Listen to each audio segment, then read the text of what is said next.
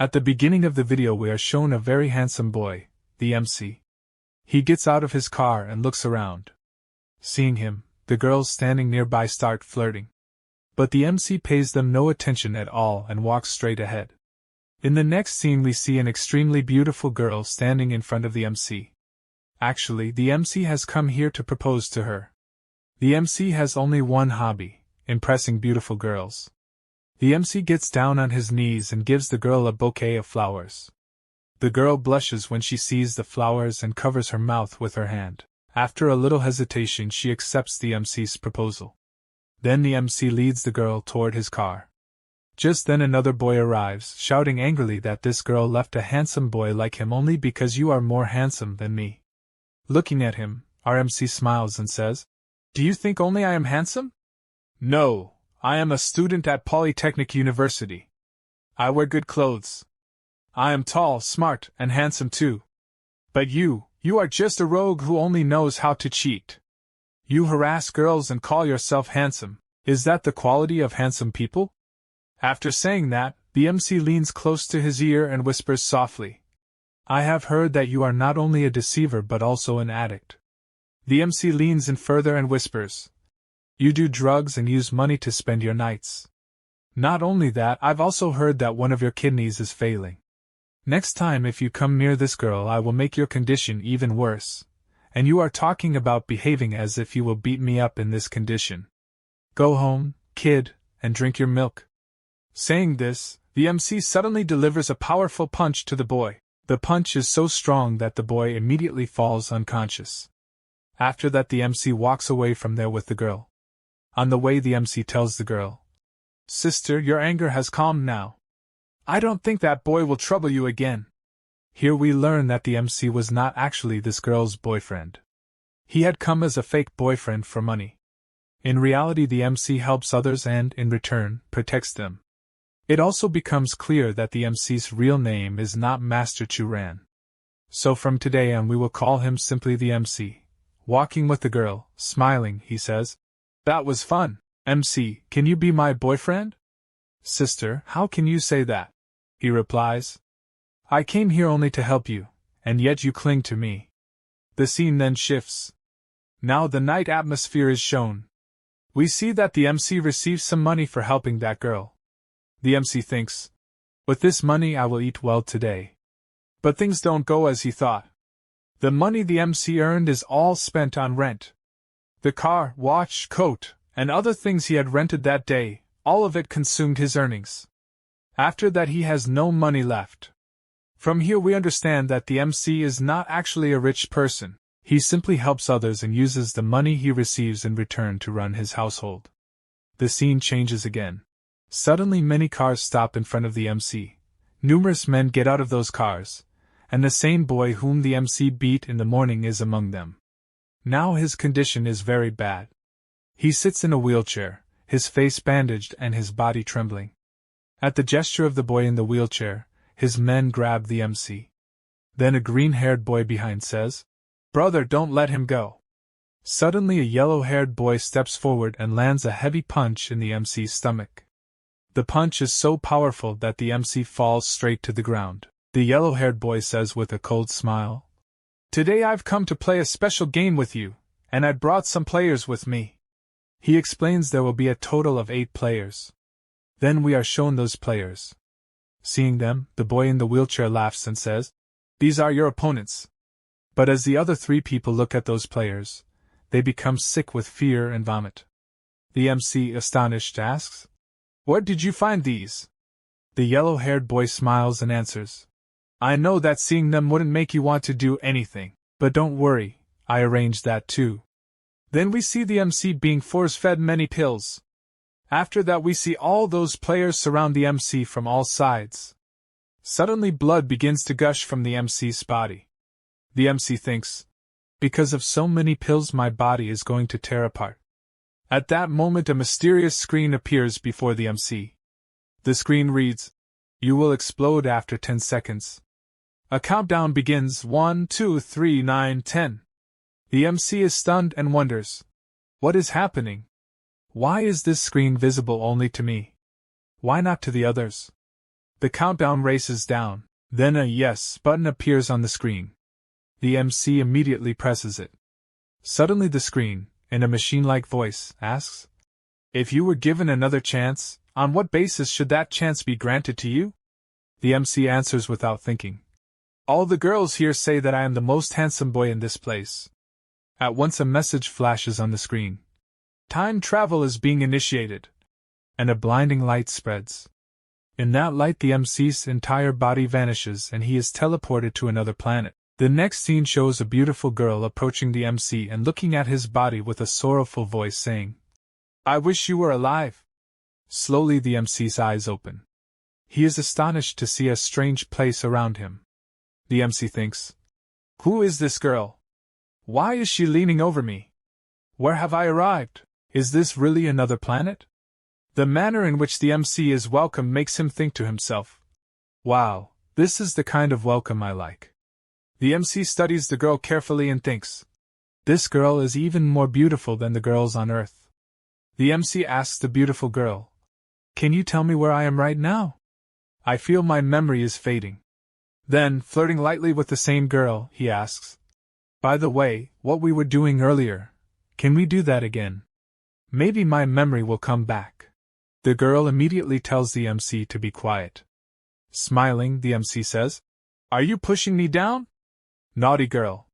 Then he moves a bit closer and says, "Baby, give me something sweet." Suddenly the girl delivers a powerful punch to the MC. Writhed in pain, the MC says, "Hey, I didn't ask for that kind of sweet." And stars begin to flash before his eyes in broad daylight. He faints.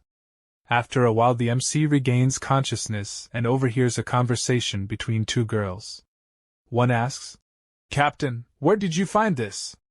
The girl in red replies, "I saw a light falling from the sky. When I came to check, I found this boy lying here without clothes." The other girl continues, "Even after taking his energy, he is still alive." The MC thinks inwardly, "These two girls will surely kill me." He tries slowly to slip away. Suddenly a window opens before the MC, displaying a warning of his death. Alarmed, the MC thinks, "Am I about to die? Will these two actually kill me?" He collapses there and wonders if this is truly his last breath. While the MC is thinking this, a girl suddenly stands before him. Seeing her, the MC asks, "Have you come to help me?" But then the girl unexpectedly delivers a fierce kick to the MC. He flies through the air and falls straight into the water. The MC struggles to swim out with great difficulty. As soon as he emerges, he sees a horde of girls surrounding him. Panic-stricken, the MC cries out, "Are these girls or demons? Why are they after me?" At that moment a very beautiful girl arrives and, in a stern voice, asks those girls, "Why are you all disembarking from the ship and loitering here?" One of them answers, "Captain, we saw him wandering around here. We thought he would cause trouble. That's why we came to stop him." Their captain angrily says, "Finish the task we came here for. I will handle this boy myself." On hearing this, the other girls leave. As they go, Jiang immediately places a sword to the MC's throat and says, "Who are you? What have you come here to do? Tell the truth quickly, or I will kill you right here." The MC, frightened, tries to speak. But hearing him, the captain grows even angrier and lifts her sword to kill him. Suddenly the red-clad girl attacks to save the MC. Her strike causes the sword to slip from the captain's hand and fall between the MC's legs. She approaches and tells her partner, "This boy is very special. Even after taking his energy he is still alive. He could be useful to us later. So take him on a mission with us." By the way, the beautiful girl's name is Yao Ji.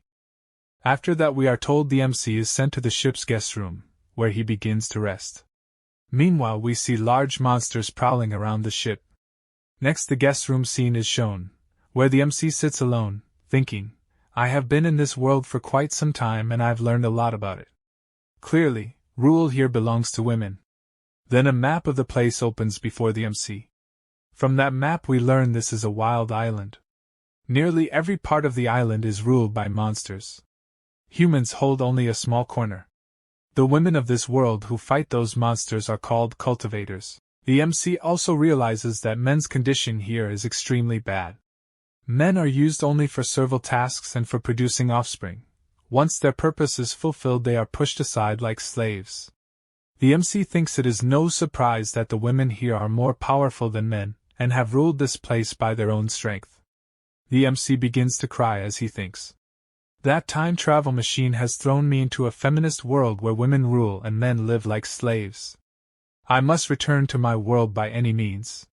Suddenly a system window opens before the MC. The window informs him, "You have spent 72 hours in this world. Therefore you will be granted a free gift." Hearing the word, gift, the MC becomes very happy.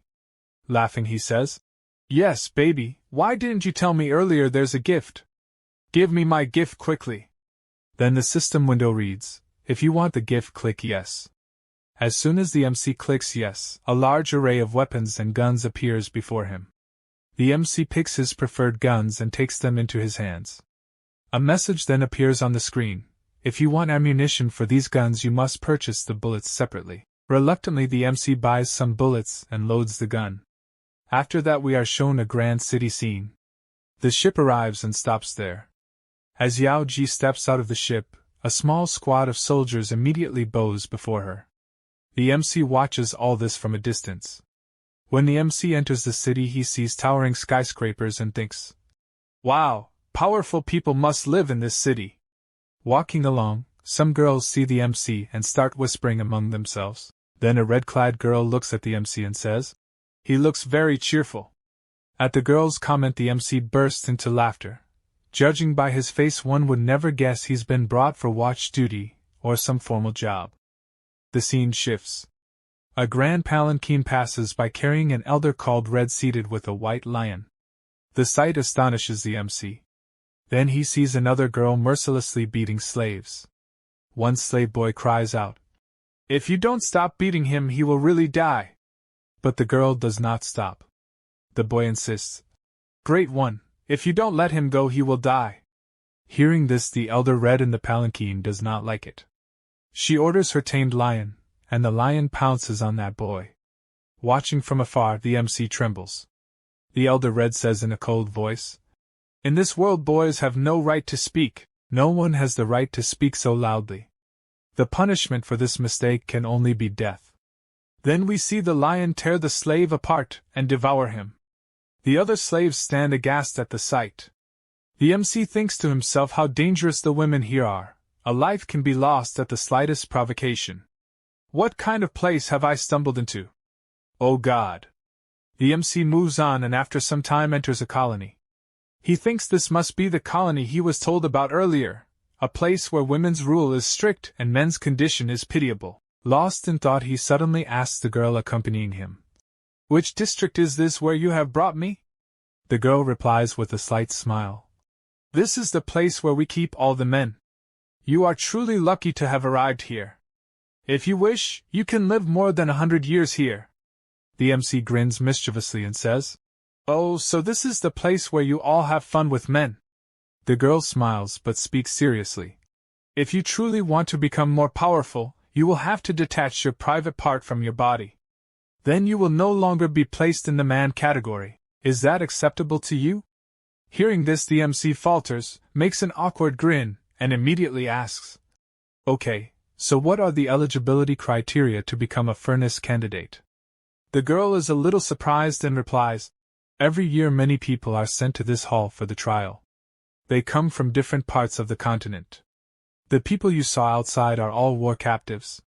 To tell you the truth, you are very lucky. Most people aren't even worthy of joining our sect. But you got this chance, and that's a big deal." She grows serious and adds, "Stay here and don't pry around. I will go to our leader now and inform her that you have arrived." As the girl departs, the MC thinks to himself, "Oh God, if this system weren't here, maybe I'd have to cut my family treasure and stay here for real. What would have become of me then?" While he is lost in these thoughts, he suddenly hears many footsteps. Startled, he looks in that direction and realizes it's the same group he had seen earlier. The MC wonders what they are doing here and for what purpose they have come. We then learn that the girl leading them is none other than Elder Red's daughter, Miss Red. Miss Red tells the girls walking with her, "This time I have brought 8 slaves. I will exchange some of them for contributions, credits." Hearing Miss Red, a girl behind says, "Big sister, you are so lucky to have gotten so many credits. My contribution is only 10. I can do nothing with that." As Miss Red steps forward, her gaze suddenly falls on the MC and stops. Miss Red walks straight up to the MC and, smiling, says, "Oh, handsome boy, what are you doing here? Why are you just standing like this?" A girl standing beside Miss Red eagerly exclaims, "Big sister, I want him. Please give him to me. He's so cute." Hearing all the girls talk, the MC makes a strange face and thinks, even if this world is entirely female, that doesn't mean I'll let just any girl use me for fun. If I do, it will be only with the girl I choose, not with those who want to treat me like a toy.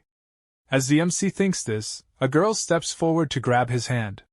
The MC immediately pulls his hand away and says, "Listen, madam, please stay away from me. I do not want anything to do with you." At this, the 3 girls' faces harden. They feel like a bitch repeatedly chasing a dog that keeps shaking her off. Their anger rises further. Meanwhile, one of the slaves suddenly collapses. Another nearby slave cries out in panic, "Brother, what happened to you? Why won't you get up?" Hearing that, Miss Red flushes with anger.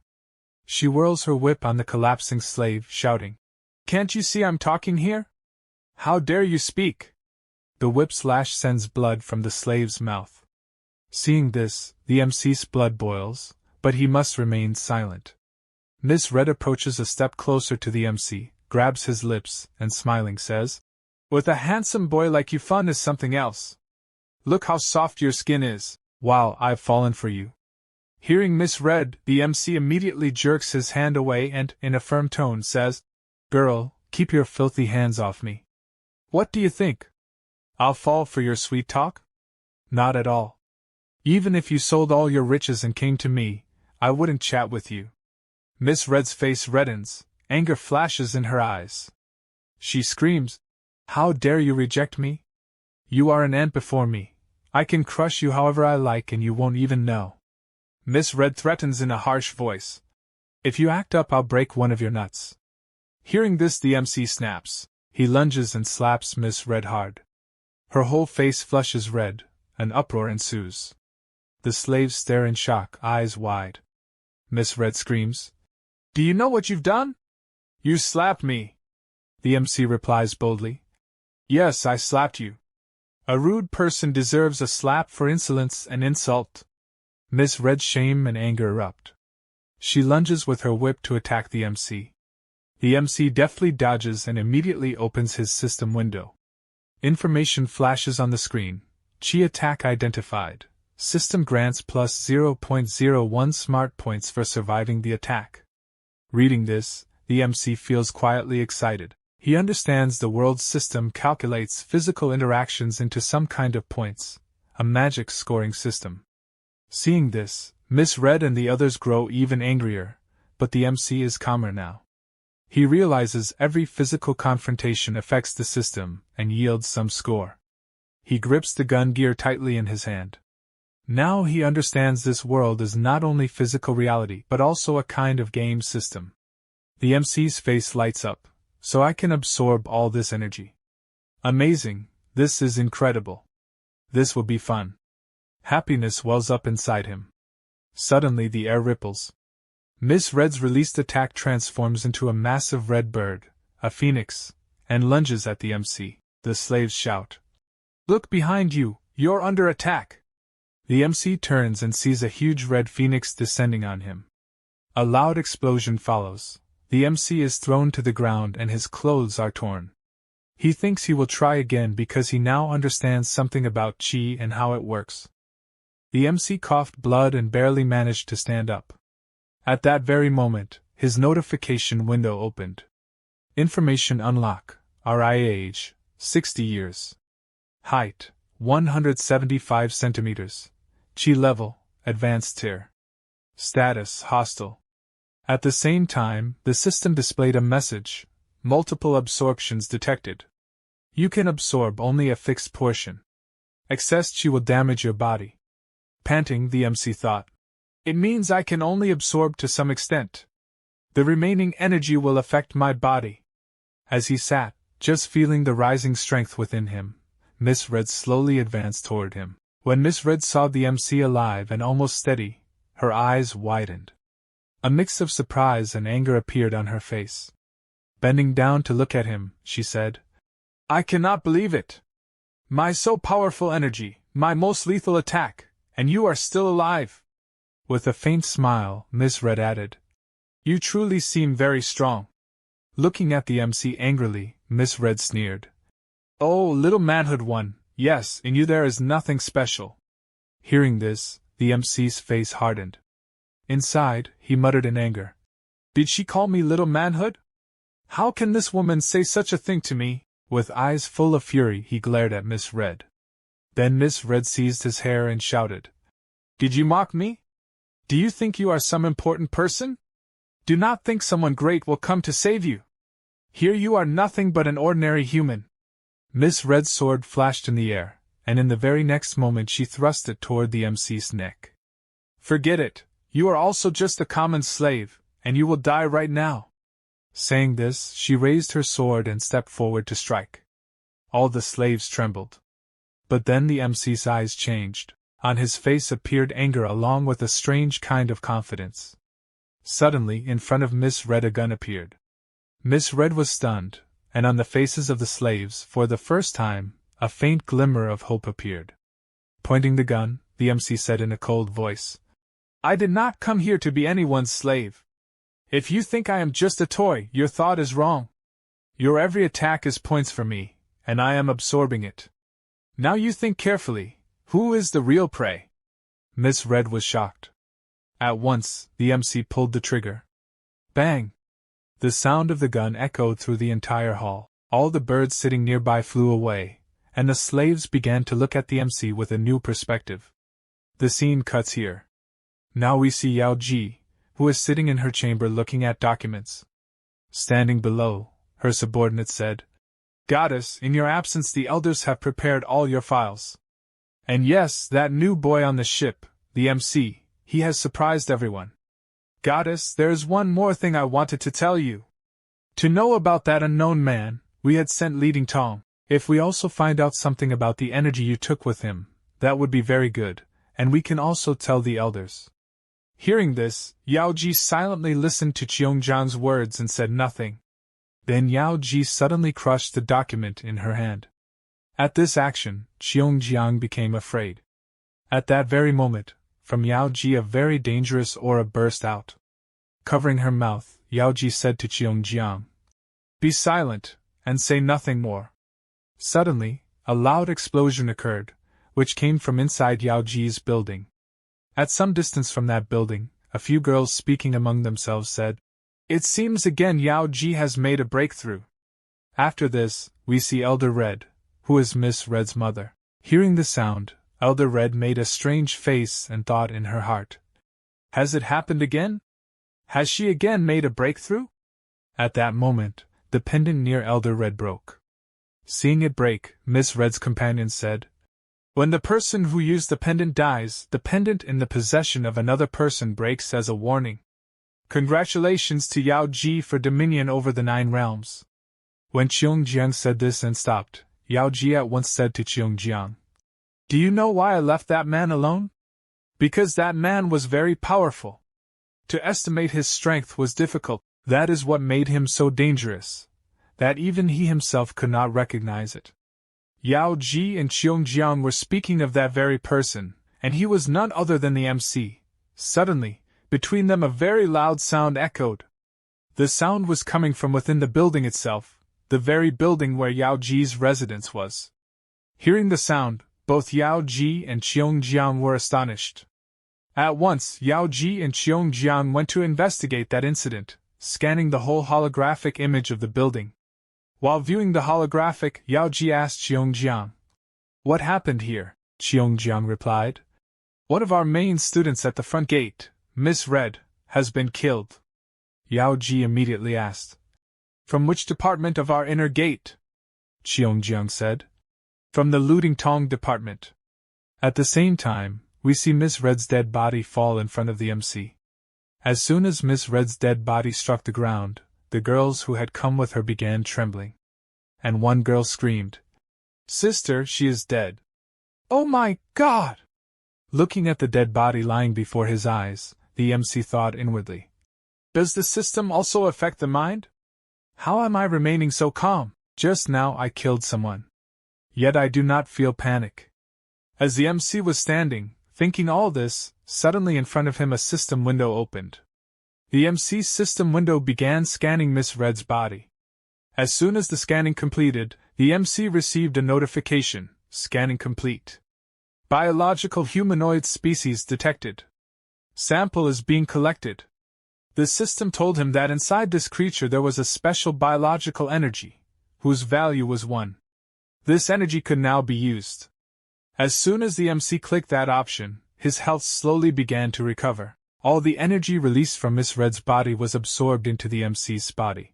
After recovering, the MC thought in his heart, "If I kill someone on this planet, my lost energy immediately recovers. It seems this system wants me to take the sample of every human of this world and upload their information into the system." After this process, a new level unlocks in MC's system. UI Level 2. Inside it, the weapons system unlocks, and MC obtains armor, warrior grade, a military helmet, and advanced gadgets. Now he can easily perform both attack and defense. Meanwhile, from one room a group of people comes out and starts moving directly toward MC. The one walking in front is a lady. The moment MC sees her, he smiles and says, "Oh, so we meet again, lady. To tell the truth, I really miss you." As soon as Bailu steps forward and stands in front, the two girls behind her point fingers toward MC. One of them shouts, "Senior sister, hurry up and arrest this slave. He killed big sister Miss Red." Hearing this, anger appears on Bailu's face. She strikes both girls across the cheeks with her whip and says in a cold voice, "You dare to teach me my own work? Do I now need to learn from you how to do my job?" Even after being hurt, one of the girls gathers courage and says, "Senior sister, Miss Red was Elder Red's daughter. If she comes to know, she won't spare us. Do you want to hide this murder from everyone?" Hearing this, Bailu laughs and replies, "Elder Red's daughter? Tell me, a girl who couldn't even kill a normal human, is she of any use? She was complete trash. Worthless." Then Bailu turns to MC and says, "And why are you staring at me like that? Do you know the mistake you made? You've already killed some of our sex people here, and that too with your secret weapons. What do you think? Will you be let go so easily? From looting hall, I'll teach you a proper lesson." Hearing Bailu's words, MC replies very calmly, "If you're talking about rules, then let me tell you. Nowhere in the rules is it written that I cannot defend myself, or cannot counterattack. Am I right? I'm speaking correctly, aren't I?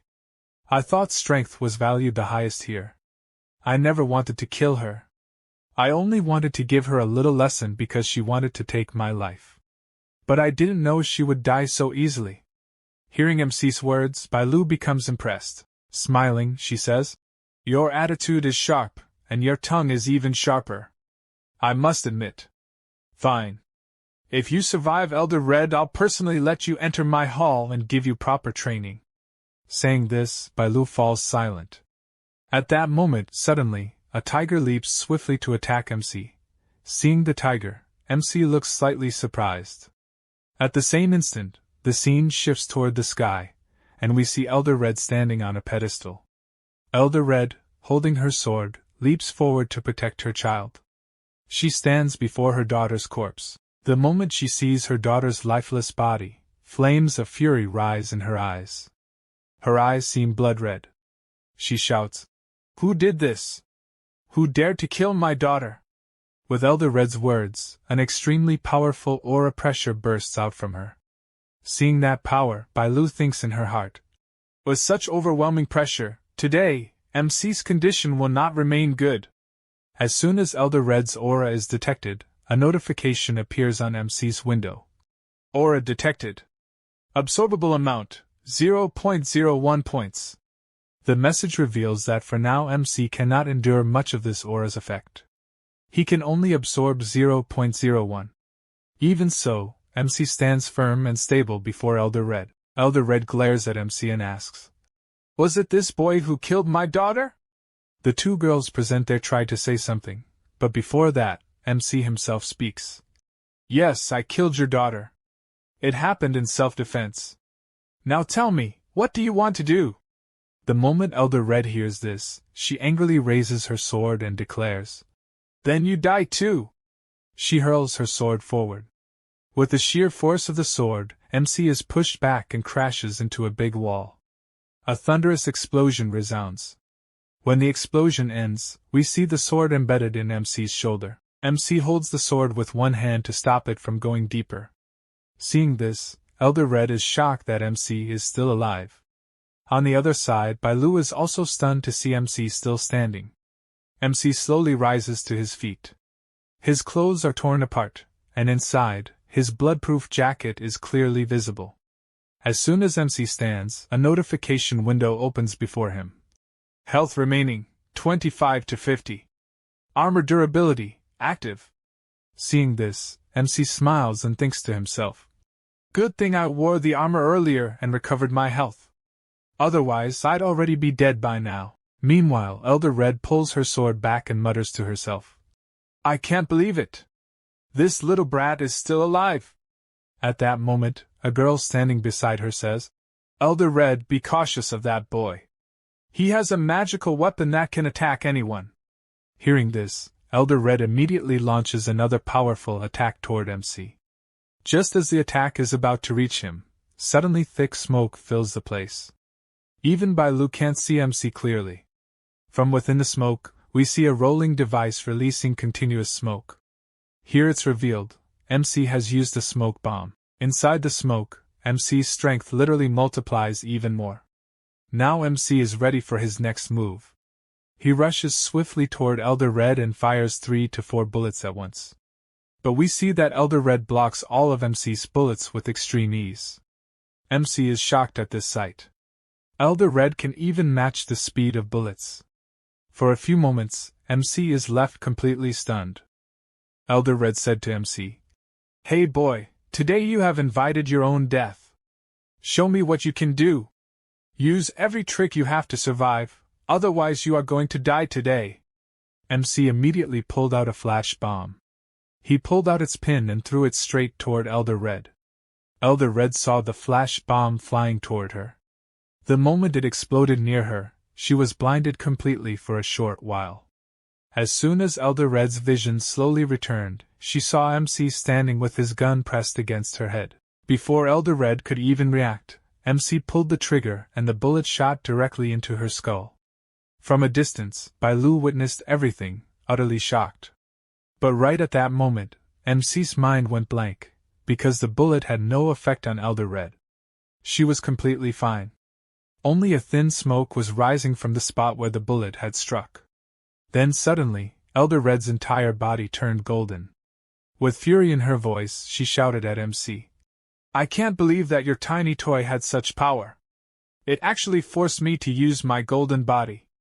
But now, I will not let you live!" As she spoke, an overwhelming energy burst out from within her.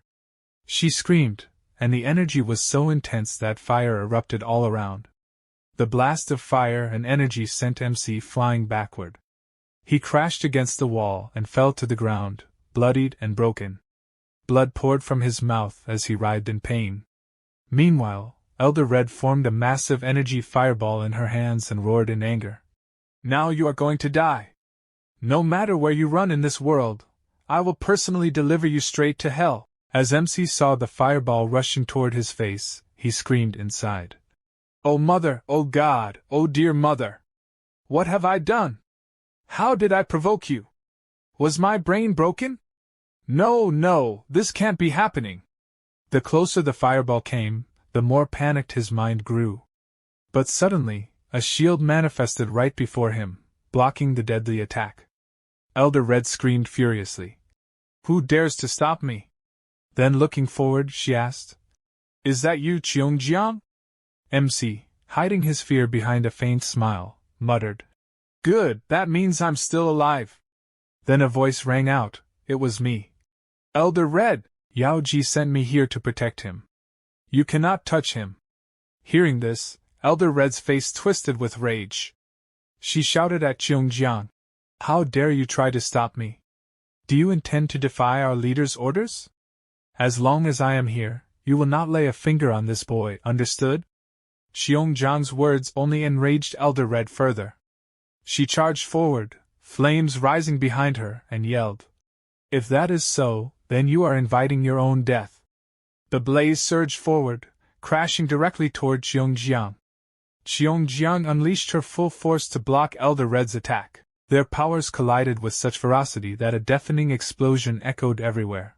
Then, Elder Red and Jiang rose into the skies, clashing violently. Watching this, MC's jaw dropped wide open. His thoughts were spinning.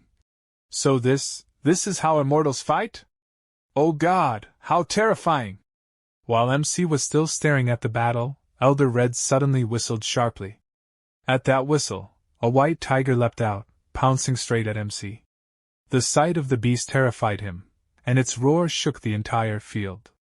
The tiger's claws slammed into MC, sending him flying. Jiang gasped in shock and rushed to save him, but Elder Red blocked her path and snarled. Where do you think you're going? Who gave you permission to leave? Jiang stopped in her tracks, glaring back, while Elder Red stared at her with burning fury. On the other side, the white tiger loomed over MC. In desperation, MC threw another flash bomb toward it. The tiger froze in confusion for a second, but the next instant, boom, the flash bomb exploded right in front of it. The blast stunned MC's eyes wide open, but to his horror, the white tiger did not die. Instead, it grew even angrier. A terrifying glow burned in its eyes as it glared at him, more savage than before. The beast roared with fury and struck MC with its claw. The blow hurled MC far, blood gushing from his mouth. Staggering, MC hurriedly opened his status window. A notification appeared. It was his last grenade he could purchase. He had no more skill points left. That meant, this was his final chance to defeat the white tiger. Thinking this, MC smirked. Looking at the beast, he taunted. Oi, kitty, you're just a cat. You can't kill me that easily. Come on, show me how you'll do it. I'm still alive. With that, MC slowly stood up, raised his finger at the white tiger, and mocked. Hey baby, come here. I'm right here. Come on, my sweet little kitty. Hearing MC's words, the white tiger becomes shocked, wondering if this boy is mad or just a fool. But in the very next moment, the white tiger roars in rage and leaps at MC with full force. The impact of the leap knocks MC down, and the white tiger pounces on him with all its fury. The white tiger, filled with anger, lunges at MC and clamps MC's entire arm inside its mouth. In the next instant, with a deafening roar, it tears MC's arm off his body and hurls it away. The onlookers nearby are stunned by this sight. Their eyes and mouths remain wide open in shock. On the other side, MC groans in pain, pressing his wound with his other hand to stop the blood from his severed arm. For a while, he tries to endure the pain. Then, suddenly, he starts laughing. Smiling, he says, Oh baby, you liked my hand so much you ate it whole. Do you want more delicious treats? Well, never mind. I still have one more hand left. But that I won't give you. Now die and go to your three-headed cat demon to complain. He didn't give me the second hand. Tada, bye-bye. Saying this, MC bursts out into loud laughter. On the other side, Elder Red screams out. No! My white tiger! Just then, the white tiger's body begins to radiate a blinding light. From its mouth, it feels as if a massive explosion is about to erupt, and in the very next moment, boom, the white tiger explodes completely in front of MC. Its blood and flesh scatter everywhere. After the white tiger's death, a status window automatically opens in front of MC and starts scanning the white tiger. A notification appears, scanning process complete. Sample collected. New biological energy gained, 1%. The system then explains, the 1% energy gain from the White Tiger's sample will be given to MC as a reward. As soon as MC reads this notification, his severed arm slowly begins to regenerate by itself. Gradually, his arm fully regenerates until it becomes completely new again. Seeing this, MC clearly understands. That means whenever I kill a human or an alien, the reward energy I gain can regrow my severed limbs. Which means, as long as the system is with me, I can even escape death. Meanwhile, Elder Red watches MC healing before her eyes. She becomes furious and, with great speed, strikes at MC with her sword to kill him. Sensing the dangerous force pressing down on him, MC looks up and sees Elder Red attacking with her sword.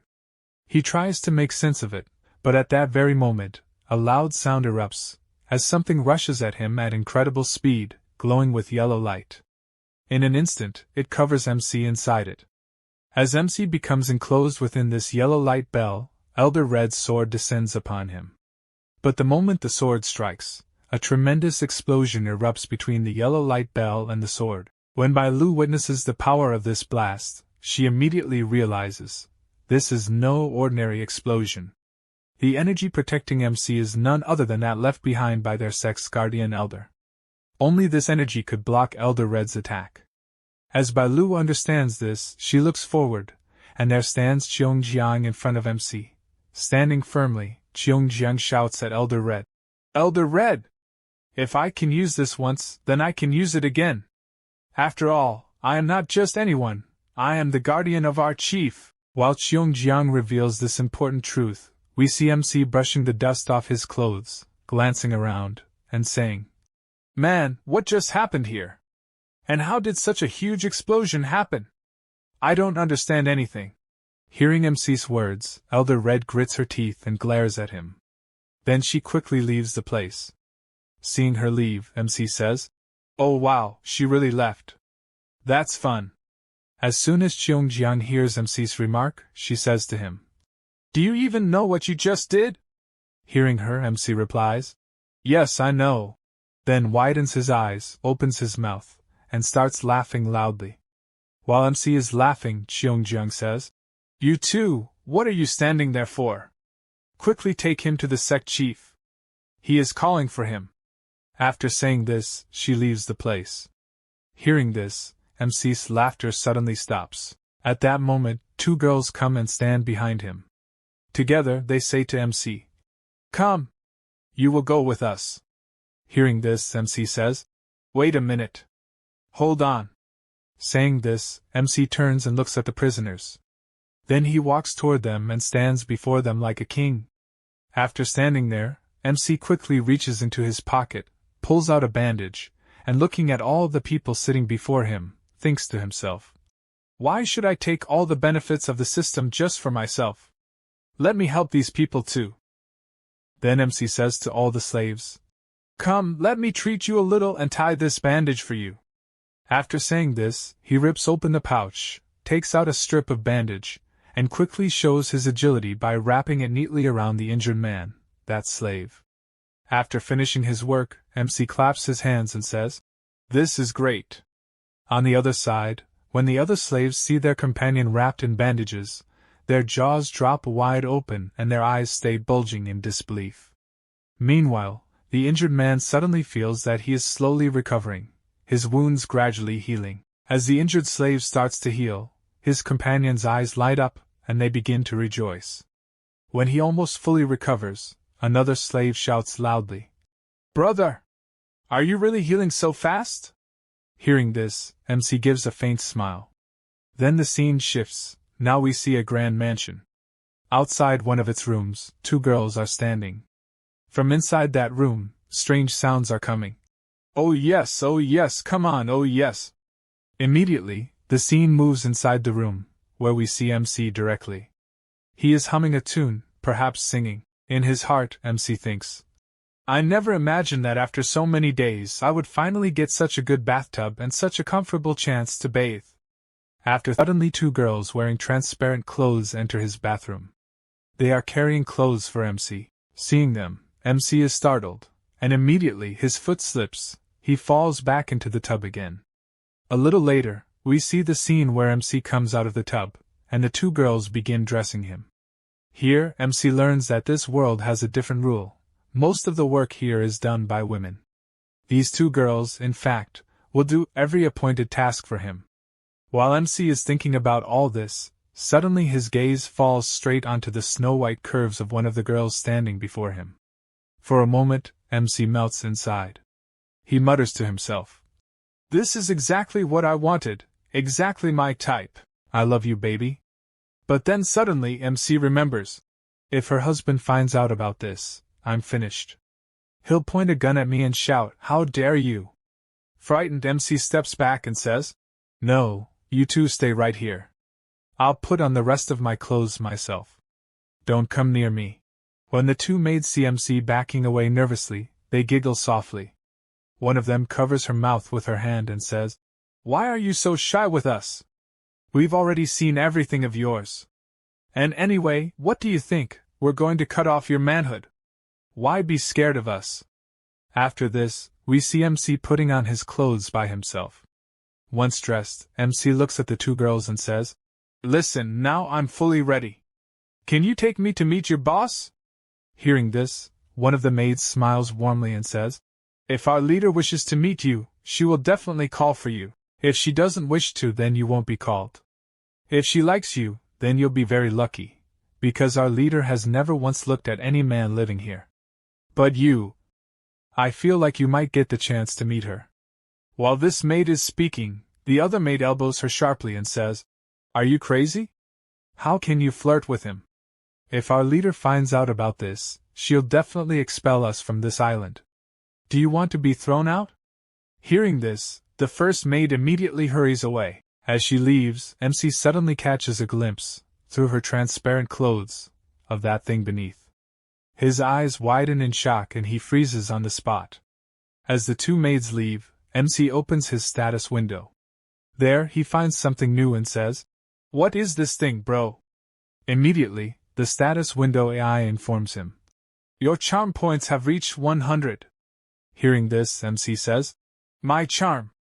I guess it must have come straight from planet Earth. Okay, baby, tell me more, what else is there about this?"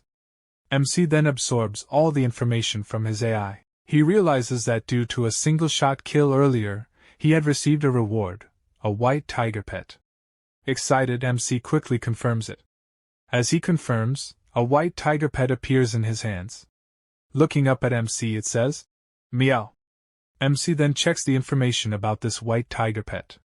He learns that it functions exactly like a drone. It can fly, observe anything, gather information, and give him location data.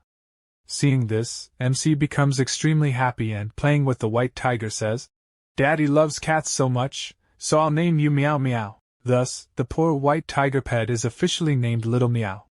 It seems to like this name very much and becomes ecstatic, laughing joyfully at hearing MC call it Little Meow. While MC and Little Meow are laughing, a gust of wind carrying a very sweet fragrance passes between them. MC and Little Meow are both captivated by the scent. MC tries to trace it, and quickly heads outside his room. Following the fragrant wind, MC enters another room and sees a steaming hot swimming pool with a faint shadow inside. Looking at the pool, MC is shocked, his cheeks turning red like tomatoes. Little Meow, seeing the scene, freezes and stares at the girl in the pool. It is none other than Miss Red. Little Meow starts drooling and bleeding slightly from its claws, trembling uncontrollably. MC watches all this from a distance. Suddenly, Little Meow darts forward at incredible speed. MC shouts from behind, "Fool! Where are you going? Don't you know who's there?" Little Meow ignores MC and races to Yao Ji. Upon reaching her, it starts playing with her chest. While doing so, Little Meow says, "I need milk now. Do whatever it takes, give me milk." Yao Ji is slightly shocked by this behavior. MC, standing afar, holds his head and closes his eyes. Yao Ji, seeing Little Meow's antics, becomes furious. Little Meow, still playing, says, "Meow meow meow meow." Yao Ji grabs Little Meow, lifting it carefully to inspect it. As it moves away from her chest, it starts yelling and crying. In response, Yao Ji tosses Little Meow upward, where it disappears into the air. MC watches from afar, stunned, thinking, "What happened to my little meow? How did it vanish?" Just then, a notice appears on MC's screen. "Your ghost tiger has been destroyed. It will automatically respawn after some time. Do not worry." Reading this, MC feels a bit relieved. He thinks, "I thought my little meow was gone, but at least I can still summon it back." While MC contemplates this, he suddenly feels an invisible force pulling him. The force is Yao Ji's, drawing him toward her. As MC reaches her, he scratches his head and says, "Darling, are you really doing physical training here?" Yao Ji, with a seductive demeanor, raises her hands and says, "You've been here half a day, and in that time you've done quite a feat. You killed Elder Red's daughter." MC laughs and says, "She attacked me first. I just raised my hand to defend myself. I didn't know she would actually die." Hearing this, Yao Ji changes her pose, stretching her legs and displaying her figure. She says, "Give me a reason not to kill you. If you give me a good reason, I'll spare your head. Otherwise, Elder Red will definitely cut it off." MC swallows his spit and thinks, "As far as I know, Yao Ji won't let me die. If she wanted me dead, she wouldn't have sent Xiongjiang to protect me." Understanding this, MC laughs, and Yao Ji looks at him, making a slightly strange, seductive expression. She whistles and strikes a cute pose to draw MC closer. Anyone else would have melted seeing this pose, but MC, the tough guy, doesn't. He slips his hand into his pajamas, pulls out a gun, and says, "Angel, do you want to see this? You know, today it saved my life." MC hands the gun to Yao Ji. She examines it and realizes it has no spiritual energy. It's made entirely of iron. She thinks to herself that such a weapon must have been made with extreme care, unlike anything she's seen in her life.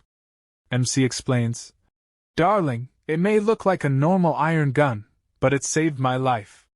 It's extremely useful. If any sect possesses it, their prestige will rise, and they'll become the most powerful. To my knowledge, no sect has such a weapon yet." Yao Ji asks, "Can I use this?" MC slaps his chest and says, "Yes, darling. Even a child could use it." In truth, MC is terrified inside, thinking, "Who would dare refuse me? If I refused, I'd be done for here with Miss Red." As MC thinks this, he sees Yao Ji point the gun at him. He shouts, "Darling, what are you doing? I didn't mean you should aim it at me. You can use it elsewhere." Hearing this, Yao Ji moves the gun toward MC's crotch, making him sweat nervously. She says, "MC, tell me, where did you get this?" MC, frightened, replies, "Darling, I brought it with me. You might not have seen it before." Yao Ji then opens MC's pants, dropping the cloth covering his gun. She repositions the gun into his pajamas, ensuring only bullets and the weapon are inside. MC trembles in fear. Yao Ji steps back, placing herself close to MC. He feels as if two enormous soft cushions are pressed against him, actually her chest. Yao Ji raises both hands and aims her gun at him, whispering in his ear, "Listen, darling. You have no spiritual energy, and you don't look like a monster. If you remain like this, you'll never reach the level you want. But I find you very mysterious. I can't fully understand you. Can I trust you?" MC's eyes widen in shock. He stammers, "Darling, what are you doing?" The moment she said that, Yao Ji pressed the trigger. The bullet whistled out of the gun. This is not a girl. This is a demon. She stopped the bullet with just 2 fingers. "Lord, what am I seeing?" This turned out to be a fiend, MC cried out in panic. His breathing quickened. At that moment we see Yao Ji give a very sweet little smile after catching the bullet. Then Yao Ji gives MC a light push. MC slides forward, takes a cold breath, places his hand on his chest and thinks to himself, "Oh God, I just barely survived." Yao Ji doesn't pay MC much attention and says, "This gun you have can work for beginner fighters. But for powerful warriors like us it's not very harmful. Even though it looks powerful, it still needs improvement." Hearing Yao Ji, she thinks inwardly that this boy seems to have no spiritual energy. He hasn't used even 1% of his energy. He looks utterly foolish. MC realizes Yao Ji was just testing him. He wonders to himself, did I pass this test? Yao Ji puts her hand on MC's shoulder and says, darling, you shouldn't be careless here and there. If you stay so reckless, Elder Hong could kill you at any moment. Elder Hong is one of the most important people in our sect, so be careful. Besides, you are the first human I've made whom I can use, my baby. After Yao Ji's words, MC becomes a little confused and looks at her with a strange expression. Then MC, turning serious, says, I don't usually pick on anyone first. But whoever attacks me or messes with me, I will definitely answer back. Yao Ji falls into thought at MC's words and a light silence fills the air. Yao Ji tells MC, you really don't speak like a man. You talk like those women who are very ambitious and leave no one alone. MC makes a strange face and laughs, thinking to himself, what a weird thing she said. Seeing MC laugh, Yao Ji says, you're getting too arrogant. Come, I'll teach you a technique. Would you like to learn? When MC nods, Yao Ji steps forward and explains. This technique is called Yao Ji Thigh Throw. It progresses from small links to larger links. As you use it, your body will start turning golden. One day you'll become like King Kong. You'll be able to shake both sky and earth. You'll gain that much power. Hearing this, MC becomes very excited. He raises his hand and says, really? Yao Ji, can I truly become like King Kong? I will practice. It won't harm me, will it? Seeing his excitement, she smiles and says, all right, I will still teach you the practice. As she says that, a sharp, dangerous white light emits from Yao Ji's eyes. Lightning-like energy bursts from within her and forms a spherical energy field around MC, enclosing him. Yao Ji softly says, go and tell the sea deity that I wish to learn this technique and that I can offer a sacrifice of my mind so that this technique comes to me. MC was about to repeat Yao Ji's words when a notification pops up on his status window. Thunder Heart Seal detected. Convert TO's spiritual energy and infuse into body. After seeing the notification, MC grits his teeth and thinks, that means I can directly dissolve this technique into myself and automatically upload it into my system. Thinking that, MC pulls up the technique's information from his status window. Reading it, he learns that this technique will double his original power. MC becomes very happy at that, but as he continues reading, his eyes widen in shock. He stammers to himself. Does it mean every second I use it, my energy will decrease? What does that mean? I can only use it for 10 seconds. While MC reads all this, Yao Ji is thinking inwardly. Now see how you escape me, MC. I will peer into your mind and find everything out. She intends to enter MC's mind and take all his information. This technique is exactly that. Through it she can clearly see a person's soul. She can pull all information, read the opponent's memories, learn who they are, why they came, and whether they are lethal. Yao Ji is using this technique on MC when suddenly MC's system issues a red alert. The screen flashes, warning, incoming mental attack detected. MC startles. What's about to happen? What kind of attack on me? Before he can understand, his notification system tells him, opponent attempting memory extraction. Defensive protocols activated. Loading. MC opens his mouth and mutters. What is this system saying? While MC is trying to make sense of everything, we see Yao Ji in great trouble.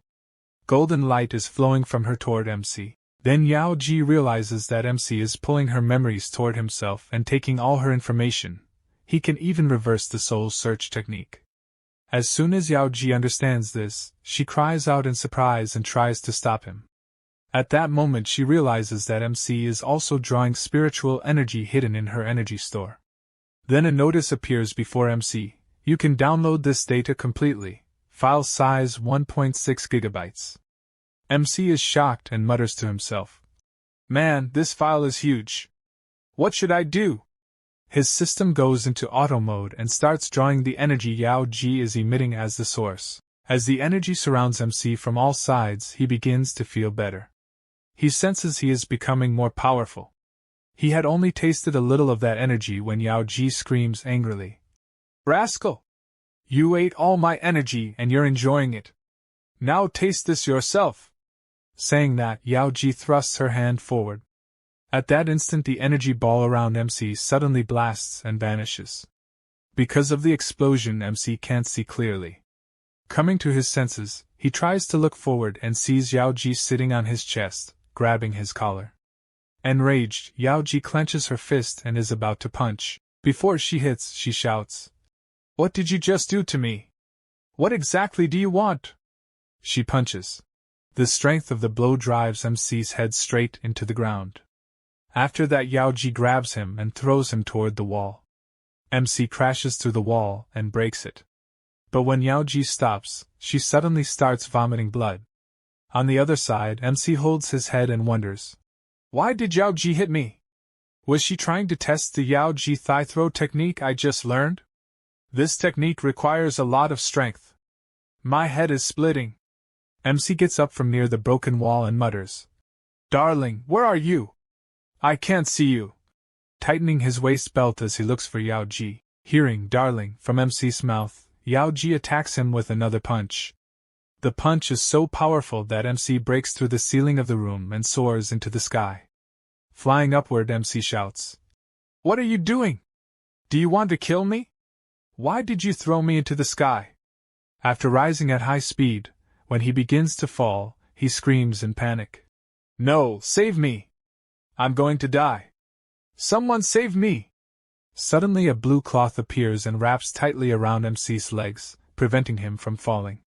Actually, the one who saved MC's life is none other than Yao Ji herself. Seeing this, MC shouts in astonishment, "Yao Ji, what are you doing? Where are you trying to take me? Why are you doing this to me?" Yao Ji continues to hold MC and fly, but then she vomits blood again. This time MC clearly sees it. From below he shouts, "Darling, what's wrong with you? Yao Ji, what's going on?" Hearing this, Yao Ji's grip loosens and both of them begin to fall from the sky. MC grabs onto a tree while falling and steadies himself. As he comes down, his status window opens and reads that his HP has been completely depleted and now only 50% HP remains. Seeing this, MC thinks, "I don't understand. Where was Yao Ji trying to take me?" Meanwhile, MC notices a very large rock in front of him. He taps the rock several times to see what it actually is, but where he tapped, an eye suddenly appears and MC doesn't notice it at first. MC turns back and sees Yao Ji trying to get up using a tree for support, but blood is still coming from her mouth. Seeing this, MC runs toward her in alarm and tries to grab her. Yao Ji, seeing MC approach, shouts in anger and clenches her fist to punch him. Suddenly roots trap her feet, she loses balance and falls directly onto MC. MC immediately catches her and steadies her, but Yao Ji jolts and pushes him backward. Yao Ji angrily says, "Don't you dare come near me or I will kill you, hypocrite." Then she thinks inwardly, "I can't believe it. This child reversed my soul search technique and damaged me instead." On the other side, MC places his hand on his chest and says in shock, "Yao Ji, what are you talking about? I'm a martial arts specialist. I wouldn't even dare to hurt you." Just then, the ground around MC starts to vibrate violently. The whole area shakes, and a terrifying silence falls. MC looks up, and his eyes go wide in disbelief. Right above him, a gigantic serpent is hanging down, hissing as it stares directly at him. Terrified, MC points his trembling finger upward and says, "Darling, look! Such a huge snake, it's glaring at us." Yao Ji, too, is stunned upon seeing the snake. She murmurs to herself, "Oh God, within 100 kilometers of our sect gate, such a gigantic serpent? Why didn't we see it before?" Both MC and Yao Ji are still recovering from the shock when suddenly, the snake lunges at them at lightning speed. The two narrowly dodge the attack. But the serpent keeps striking again and again, leaving MC barely any space to move or escape. Yao Ji's eyes widen as she glares at the snake, her face showing both anger and concern. Then, she suddenly freezes, shocked, because she notices something. Controlling that enormous serpent, stood a girl, staring coldly at both MC and Yao Ji. That girl steps forward and, in a trembling voice, says to MC, "Why did you disturb me so late at night? What do you want? How dare you wake me?" She adds that she traveled thousands of kilometers to sleep here, and introduces herself as Hongi. Hearing Hongi, MC quickly raises his hands in a placating gesture and says, "Sorry, sister, please forgive us. We were only passing through." Meanwhile, the snake coils even tighter around MC, and both MC and Yao Ji feel a little afraid. Hongi moves very close, so close that MC's cheeks flush. Suddenly Hongi closes her eyes, mischievously sticks out her tongue, and licks MC's cheek. Seeing this, MC's face goes even redder. His body reacts embarrassingly. Blushing and trying not to melt, he steps back and, half angry, half nervous, says, "What are you doing? Why are you licking my cheek? Aren't you ashamed? Will you really do this and make me melt?" Hongi chuckles softly at MC's words, looking at him with a sparkling, teasing gaze. The story continues. Hongi, with a flirtatious gleam, taunts, "I like you very much. Now I want you to stay with me. For the next 3 months you will be my man, day and night by my side. Will you accept my offer?" Hongi falls silent. Yao Ji, in a serious tone, interjects, "Hongi, it's already too late. This man is already mine." Hongi laughs at Yao Ji and teasingly asks, "Do you really want to stop me? Do you have the nerve?" Yao Ji meets Hongi's challenge with her eyes and says, "Listen, Hongi, this place is for humans, not monsters. Leave." Hongi laughs loudly and replies, "So what if this place belongs to humans? If I wreak havoc here and harm people, what will you do?" "I'm not afraid of you." MC watches the argument, torn about whom to support. In the end he decides quickly. Standing up, he levels his gun at Hongi and says in a stern voice, "Listen, sister, I have no interest in you. Stay away from me, and don't mess with my life. If you provoke us, we will respond. Know your limits." Seeing MC's gun, Hongi claps and says, "Wow, such a strong reaction at the start. You really scared me. Looks like you're going to become very powerful." MC smiles at that, and the atmosphere tightens, ready to break into conflict. Hongi says she finds MC even more interesting now, so she won't keep him for 3 months but for half a year instead. Day and night she'll be with him. He will be her man. Hearing this, Yao Ji becomes furious. "How dare you look at what's mine?" she snaps, and releases a lightning-like bolt from her hand, attacking Hongi directly. But Hongi nimbly dodges the lightning bolt. She taunts, "Humanity is truly cruel. They always attack from hiding." She lifts her cigar, takes a deep drag, and lazily exhales smoke in front of them. The smoke transforms into a powerful force that scorches everything before it, and shakes the ground. MC sees the burning flames and panics. "I have to run from here." He looks around in fear. At that moment Yao Ji appears behind him, ready to counter the attack. She flings a white feather toward Hongi. As the feather moves toward her, it unexpectedly soars into the sky. Hongi watches the feather ascend with some surprise. She doesn't understand what Yao Ji is doing. As the feather climbs high, a huge palace suddenly materializes in the sky. Hongi points at Yao Ji and asks, "Are you from the Yaoshan Sect? I came thousands of kilometers to kill you." Yao Ji answers calmly but firmly, "You are only 100 kilometers from my Yaoshan Sect right now. If you beg for forgiveness before our sect arrives, I will forgive you. But if my people get here, I will show no mercy. So quickly apologize and save your life." Hongi replies in an angry voice, "That's impossible. Yaoshan Sect has attacked our Yaoshan Sect many times. Many of our ordinary children and people have been injured, and some have died. Because of you, many children from our sect have been killed. Do you think I'll apologize? No. Our leader sent me to teach you a lesson." Yao Ji smiles coldly and asks, "Do you really think you can teach me a lesson on your own?" She falls silent. At that moment both Yao Ji's and MC's gazes turn toward the trees behind them. MC is shocked. Between the tall trees, many enormous eyes are staring at them, eyes so huge and alien that their hearts skip a beat. Hongi smiles and says, "No, Yao Ji, I did not come alone to teach you. I brought a whole monster army. As she speaks, the camera, slowly pulling back, reveals massive, dark shadows in the gloom. Her army arrives, towering warrior monsters wearing armor, beast-like soldiers, and strange, long-tongued creatures whose eyes glint in the dark. Yao Ji says, slightly surprised. So this was your plan. MC backs away and whispers. This is going to be bad.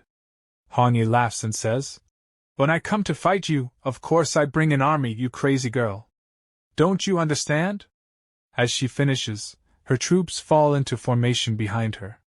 One huge monstrous soldier, a bear-like monster, slams its massive weapon onto the ground. The strike shakes the earth and a dense smoke billows out. Yao Ji and MC both flinch, their eyes search through the smoke. The smoke spreads, and suddenly a blinding light appears in the sky. The great palace Yao Ji summoned starts descending. It has come to help.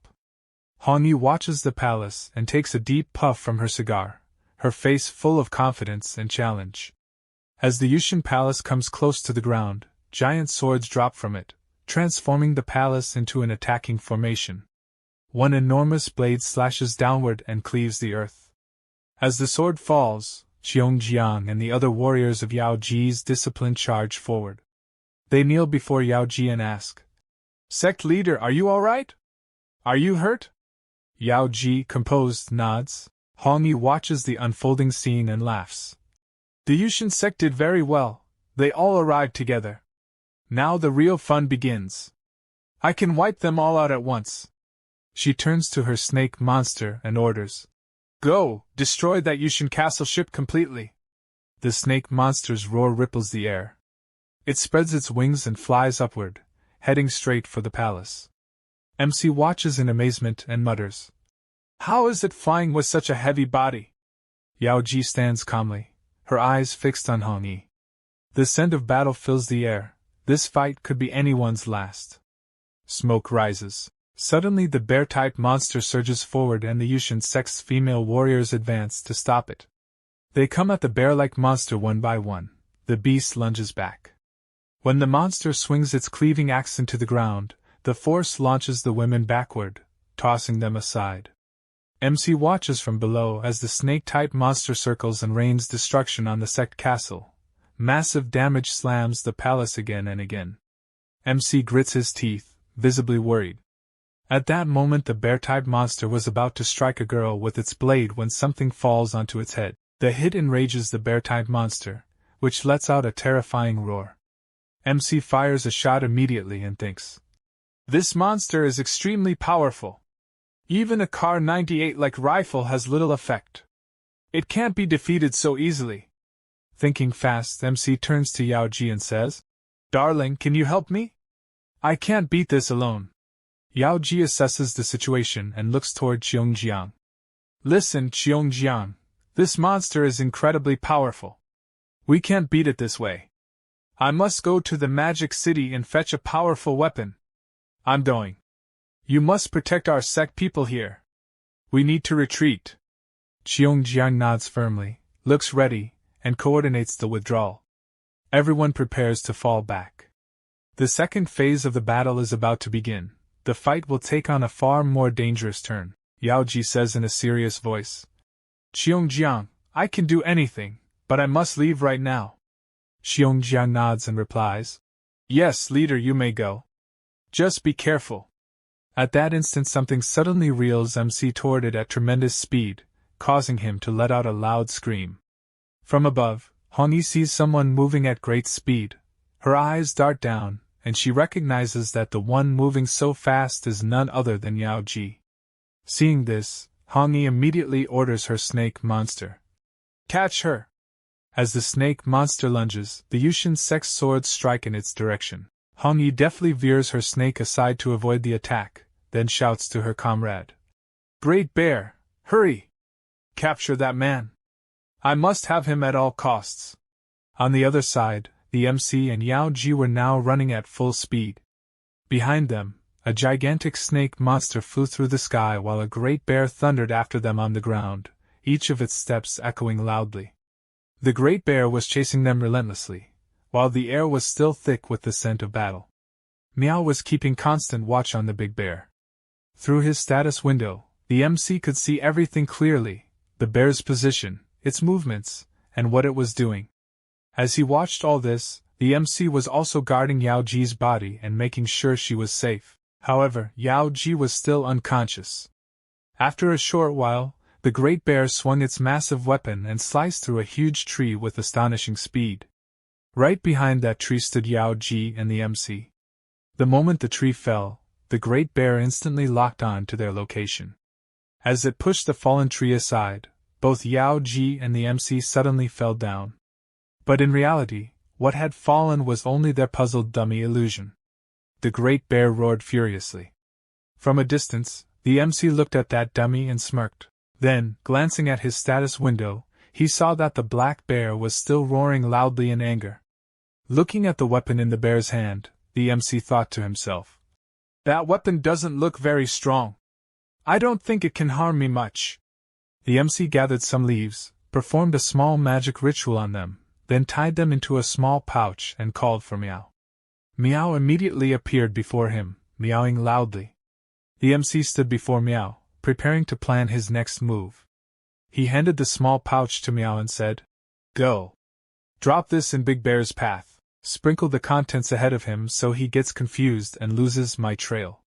Meow instantly covered her mouth with her tiny paws, hesitating nervously. It was clear she wasn't ready at all. The MC spoke in a slightly stern tone. "If you don't listen to me, I'll never summon you again, and you'll never see Yao Ji either." Meow trembled for a few moments, then lowered her head. "Could I use this?" Holding the syringe in hand, the MC searched Yao Ji's body for a soft spot. The place where the injection would work most effectively. Once he found it, he quickly used the syringe like a knife and injected it in one sharp motion.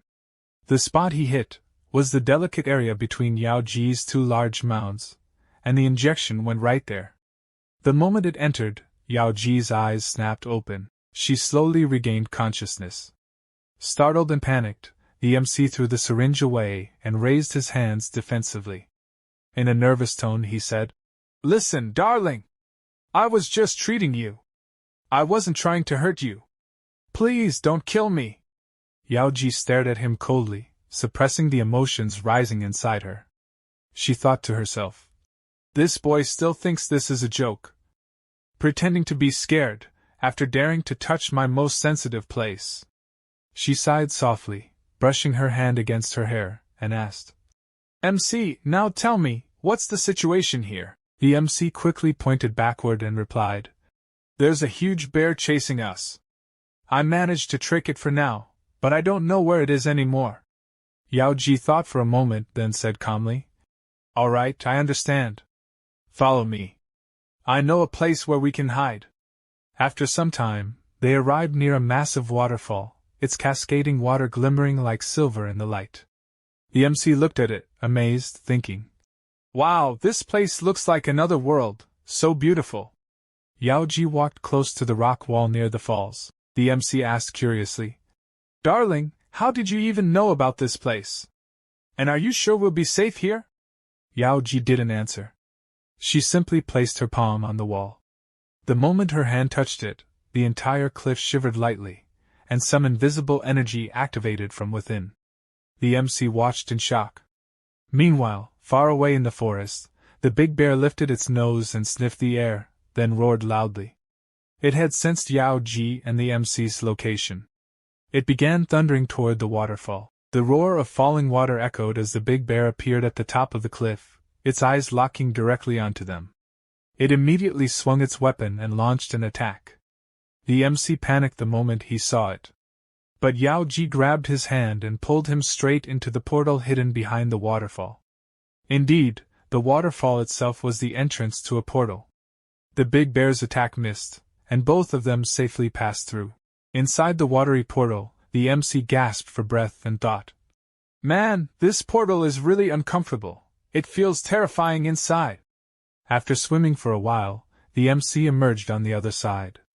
Only to crash down hard with a loud boom, sinking halfway into the ground. At that moment, a red warning screen appeared on his status window. The text read, "Warning, Intense spiritual pressure detected outside the portal. The MC looked up and felt an immense power surrounding them. The spiritual energy pressure here was 10 times greater than before. Yao Ji looked at him and said firmly, MC, the spiritual pressure here is 10 times stronger than outside. You must think carefully before making any move.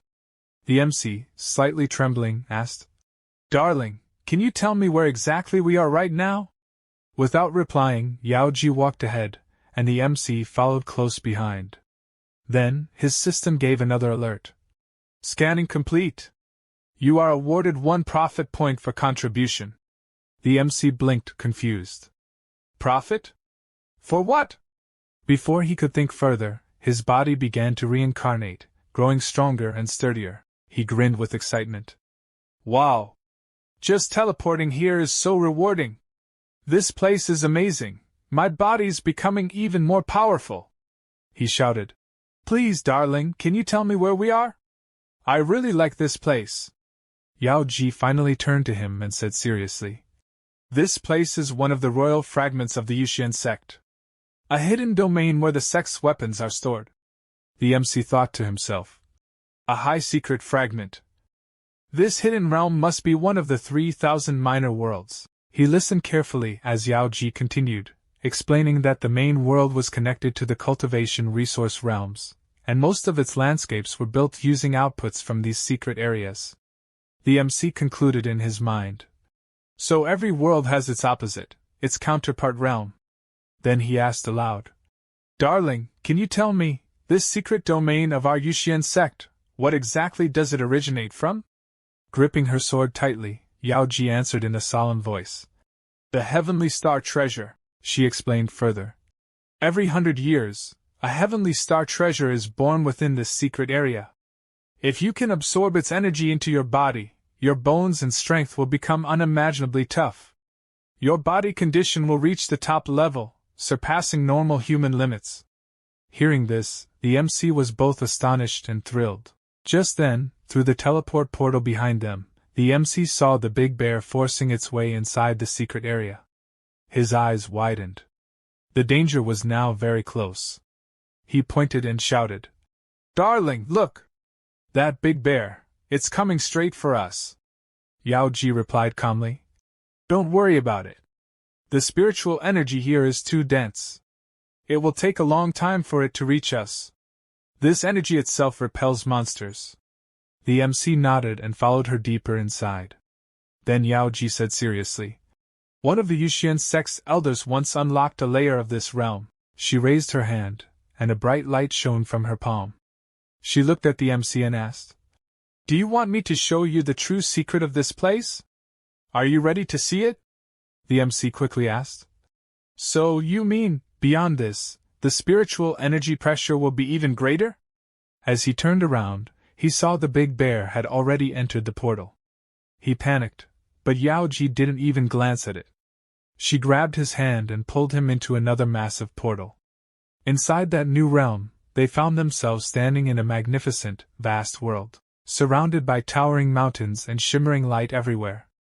The MC status window automatically opened, displaying multiple screens with data about this secret domain. He thought to himself, The spiritual energy here is unbelievably strong, and the pressure is incredibly intense. If I stay too long, I might not be able to recover my smart points. As he pondered this, the big bear suddenly appeared again, charging toward them for an attack. But out of nowhere, something slammed into the bear's stomach, creating a massive hole in it. The MC trembled in fear, while Yao Ji stayed completely calm. She said, The spiritual pressure here is 1,000 times greater than the outside world. Anyone trying to fight using spiritual energy will instantly explode. Only I can use this power here. The MC was completely stunned.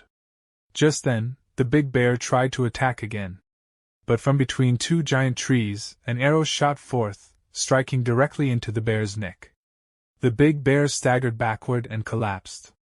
The MC gasped in shock. What was that?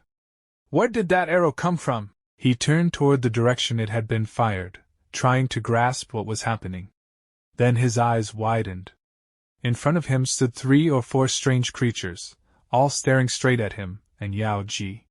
One held a double-bladed sword, another carried a bundle of sharp arrows, and the third one's identity was unclear, hidden in shadow. Both the MC and Yao Ji stood there, completely stunned by what they saw. MC asks nervously, "Darling, who is that?" Yao Ji smiles faintly and says, "They are the natives of this secret area, beings born from dragon blood. You can call them living warriors." MC asks in surprise, "So, are they our friends or enemies?" But before Yao Ji can even answer, a monster shoots 2 arrows at them. Yao Ji sees the arrows coming and, with a swift movement of her sword, blocks both of them midair. Then she leaps down the cliff at lightning speed and lands straight in the middle of the monster group. Her sword flashes once, slicing their bodies cleanly in half, but suddenly, one monster jumps back and narrowly avoids her strike. Yao Ji notices it immediately. That monster hurls its sword straight toward her. She spots the flying sword and counters it with her own. As their blades clash, the monster's sword rebounds back and pierces straight through its own neck. The monster falls dead. The battle has only just begun. The sword continues its flight and embeds itself deep into a tree behind. The monster drops lifelessly to the ground. Moments later, MC arrives and looks around in awe. He thinks to himself, "The system didn't react, probably because I didn't kill them myself. It'll only activate when I defeat a monster personally." Thinking that, he walks toward Yao Ji and asks, "Is it true that we can't use internal energy here? Then how did you kill them?" Yao Ji smiles faintly and answers, "I used martial arts techniques." "Do you think becoming the leader of the Yaoshan Sect is that easy?" "To be a leader, one must not only master martial arts but also obtain the Heavenly Star technique, found only in the Sunim Forest. So tell me, are you truly qualified to be Yaoshan's leader?" Hearing her words, MC thinks to himself, "No wonder Yao Ji holds such authority in the sect, though not everyone accepts her as the true leader. I remember from her memories that her parents were killed by monsters when she was a child. The Yaoshan leader saved her and took her in. That leader trained her, taught her techniques, and before dying, passed the position to her. But the sect still hasn't fully recognized her leadership." While MC is lost in thought, Yao Ji suddenly grabs his hand and pulls him toward her. She yanks him behind a tree and covers his mouth with her hand. Then, with a gesture, she signals him to stay silent. MC, standing so close to her, blushes deep red like a tomato. Just then, a few monsters pass by. Fortunately, they don't notice them. Hiding behind the tree, MC and Yao Ji hold their breath, completely silent. When the monsters finally leave, Yao Ji removes her hand from his mouth. MC's face is flushed, a bit of blood trickling from his nose. Yao Ji looks at him and says softly, "Boys will always be boys. Even at a time like this, you're thinking about romance. Idiot, this is a time of death." She sighs lightly and continues, "If you still want to leave, the teleport station is right there. You can go any time." MC smiles and replies, "You underestimate me, darling. I also want to see." He pauses, then asks curiously, "What exactly is the Heavenly Star treasure?" Saying that, he calls out, "Mayo!" As soon as Mayo appears, it lets out a soft meow and jumps toward MC, then quickly spins around and starts hopping playfully around Yao Ji. Yao Ji smiles seeing it and says, "Even in this secret area, filled with such dense spiritual power, you can still summon your creature?" MC laughs and answers, "Of course. Mayo always follows me. Spiritual energy doesn't affect it at all, it stays with me to guide the path." Just as he finishes speaking, something suddenly hits his head. MC yells in pain and turns around. What was that? Yao Ji looks in the same direction with a faint smile. On a nearby cliff stands a mysterious girl staring directly at them. The next moment, Mayo is seen flying in the sky. Its eyes shine golden, and a glowing golden faith sphere floats before it. The scene shifts. MC and Yao Ji are walking deeper into the forest. While walking, MC smiles and says, "See, darling? I told you I'd lead you safely through the dragon blood monsters of this forest. Look how far we've come, and we haven't seen a single dragon yet." Yao Ji replies calmly. That's only because we're walking the safest path in this area. That's why no danger has appeared. But just as she finishes speaking, a spear shoots up from the ground. Both their eyes widen. MC jumps back in shock, while Yao Ji instantly draws her sword. The air falls silent. The spear whizzes past, heading straight toward Mayo. Moments later, it strikes Mayo from behind. The creature lets out a painful cry, tears welling in its eyes. MC immediately turns toward the source of the attack, and sees 3 giant birds flying, each carrying heavily armored warriors. One of them had thrown that massive spear. It was as large as a javelin. As the spear speeds toward MC and Yao Ji rushes forward without hesitation and slashes her sword, releasing a powerful shockwave. The wave of energy collides with the spear. Boom! The weapon splits cleanly in two. But the shockwave doesn't stop. It shoots straight toward the flying warriors. At that moment, a girl standing atop one of the birds, Tian, sees the attack coming. She smiles slightly, leaps gracefully into the air, and blocks the shockwave midair. A massive explosion erupts in the sky. Energy bursts in all directions. As the smoke clears, Tian lands gracefully in front of MC and Yao Ji. Behind her stand 2 elite warriors, their eyes locked onto the pair. Tian smiles faintly and says, "You two move so slowly. I've been waiting for quite a while." MC and Yao Ji freeze for a moment. MC thinks to himself, "She's a dragon-blooded one, right? Then why does she look so small, like an innocent little girl?" Meanwhile, Tian raises her sword with a playful smile. "Listen, lady," she says. "Your sword intent is strong, and the boy beside you isn't bad-looking either. But today's not your lucky day. You'll be fighting me, and when I defeat you, I'll take this boy with me.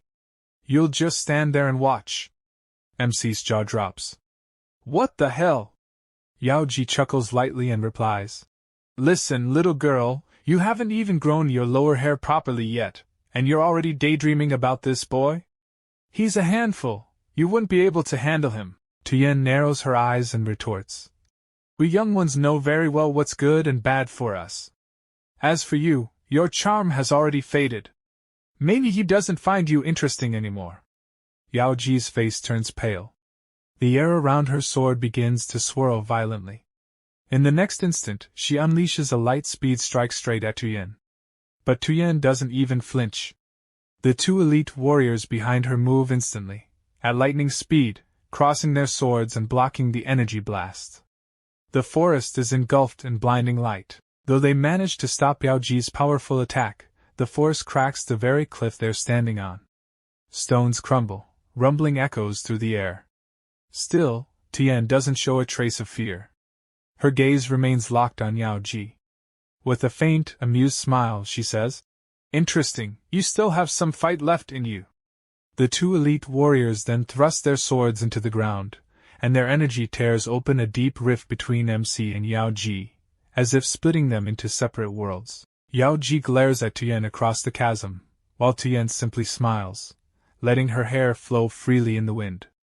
MC looks at the rift ahead and thinks to himself, "This is insane, that girl's power is unbelievable." Yao Ji grips her sword tightly and charges toward Tian again. As her blade clashes against Tian's body, a sharp metal-on-metal sound echoes, startling Yao Ji. She thinks, "Am I not able to cut through her armor?" Even though her sword clearly hit, there isn't a single scratch or wound on Tian's body. Tian swiftly spins her sword and counterattacks with immense force. Yao Ji gracefully leaps back to dodge and retreats a few steps. Looking at Tian, she asks, "Have you really mastered the Heavenly Star technique?" Tian replies coldly, "Don't think that the Heavenly Star technique belongs only to humans. It can be our technique too. It's how we draw you people here. Generation after generation, we've used it to lure and fight your kind." Hearing that, MC grows even more anxious. Yao Ji glances at him and says, "MC, leave this place right now. I'll finish this quickly and meet you later." But Tian glares angrily and shouts, "If he wanted to run, he would have done it already. It's too late now." Saying that, she raises her sword and launches a violent strike at Yao Ji. Yao Ji blocks it with her sword, but Tuyen's strength is terrifying. The impact sends Yao Ji's body sliding across the ground until she crashes hard into a tree behind her. Dust fills the air as Yao Ji struggles to her feet, thinking, this girl is too powerful. I can't even use my spiritual energy here, and her heavenly star technique makes her body nearly indestructible. Just then, Yao Ji's eyes widen. MC is now standing in front of her, protecting her. Tuyen smirks and says, just because you look handsome doesn't mean you can protect her. MC replies calmly but firmly. Do you really think I'm that weak, that I can't even protect her? Tuyen chuckles. You're cute, I'll give you that. But standing in front of me only means one thing, calling death upon yourself. The next instant, she rushes forward at lightning speed, aiming her fist directly at MC's face. But just before the strike lands, MC activates his system. A bright blue light flashes from his wrist, and in the blink of an eye, a futuristic rifle materializes in his hand. Tuyen's eyes widen in shock. She mutters, what is that thing? MC says nothing. With a cold, focused look, he aims directly at her and pulls the trigger. Boom! The rifle fires an energy-filled bullet at sonic speed. It pierces through the air and slams into Tuyen's arm. For a brief moment, the entire battlefield freezes. The impact is so strong that Tuyen is thrown backward. One of the warriors behind her screams, Lady Tuyen! Through the smoke and swirling energy, Yao Ji watches in shock, thinking, this place is filled with heavy spiritual energy. MC may have martial skill, but what he just used, it's something completely different. She narrows her eyes and whispers, if I remember correctly, that girl Tuyen is a practitioner of the Heavenly Star treasure body, but she hasn't yet developed her full cultivation power. Maybe that's why MC's attack destabilized her. Tuyen stands up, clutching her injured shoulder. Her expression changes, shock replaced by fury. She glares at her subordinates and growls. What kind of weapon was that could wound my body? Then, burning with anger, she charges toward MC. MC reloads his sniper calmly, ready to fire again, but before he can pull the trigger, Tuyen appears in front of him and slices the rifle clean in half. I won't give you another chance to attack, she yells, slashing at him furiously. MC dodges swiftly and tosses a smoke grenade toward her. Tuyen cuts the grenade in two, but a moment later the pin pops, and thick smoke fills the air. MC uses the smoke as cover to retreat. Seeing this, Tuyen growls in rage and starts swinging her sword wildly. Her slashes are so powerful that the trees around them are sliced apart, dispersing the smoke. Let's see where you run now, she shouts, unleashing another devastating strike. Yao Ji, watching, gasps in disbelief, her eyes widening. Tuyen smirks and says, let's see how you block my crazy dragon sword energy. But to her surprise, MC survives the attack. He stands firm, glowing faintly with golden light, his golden body activated. Tuyen's eyes widen in pure astonishment. Even Yao Ji stands frozen, thinking, how is this possible? There's heavy spiritual pressure here, yet he's still using energy, and he's alive? MC smiles calmly and says, your spiritual pressure doesn't affect me. Tuyen narrows her eyes. Alright then, let's see how strong your turtle shell really is. Can it withstand my full power? MC smirks, raising his weapon again. You're right, he says. My HP can't endure endless attacks. But who said I won't strike back? He fires again. Even without HP, my pistols still work. In the next scene, we see Tuyen blocking the incoming bullets with her sword, but each hit shakes her arms violently. The bullet's energy is too much even for her to deflect easily. Her guards, shocked by the sight, rush forward. One of them attacks MC, but at that exact moment, MC's golden body flares again. The warrior's sword lands squarely on MC's head, yet it doesn't leave a single mark. MC stands completely unharmed. MC pulls the sword out from his head and angry says, don't you know it's wrong to attack someone's face? You hit me right in the face. That's not acceptable. Then, furious, he starts firing.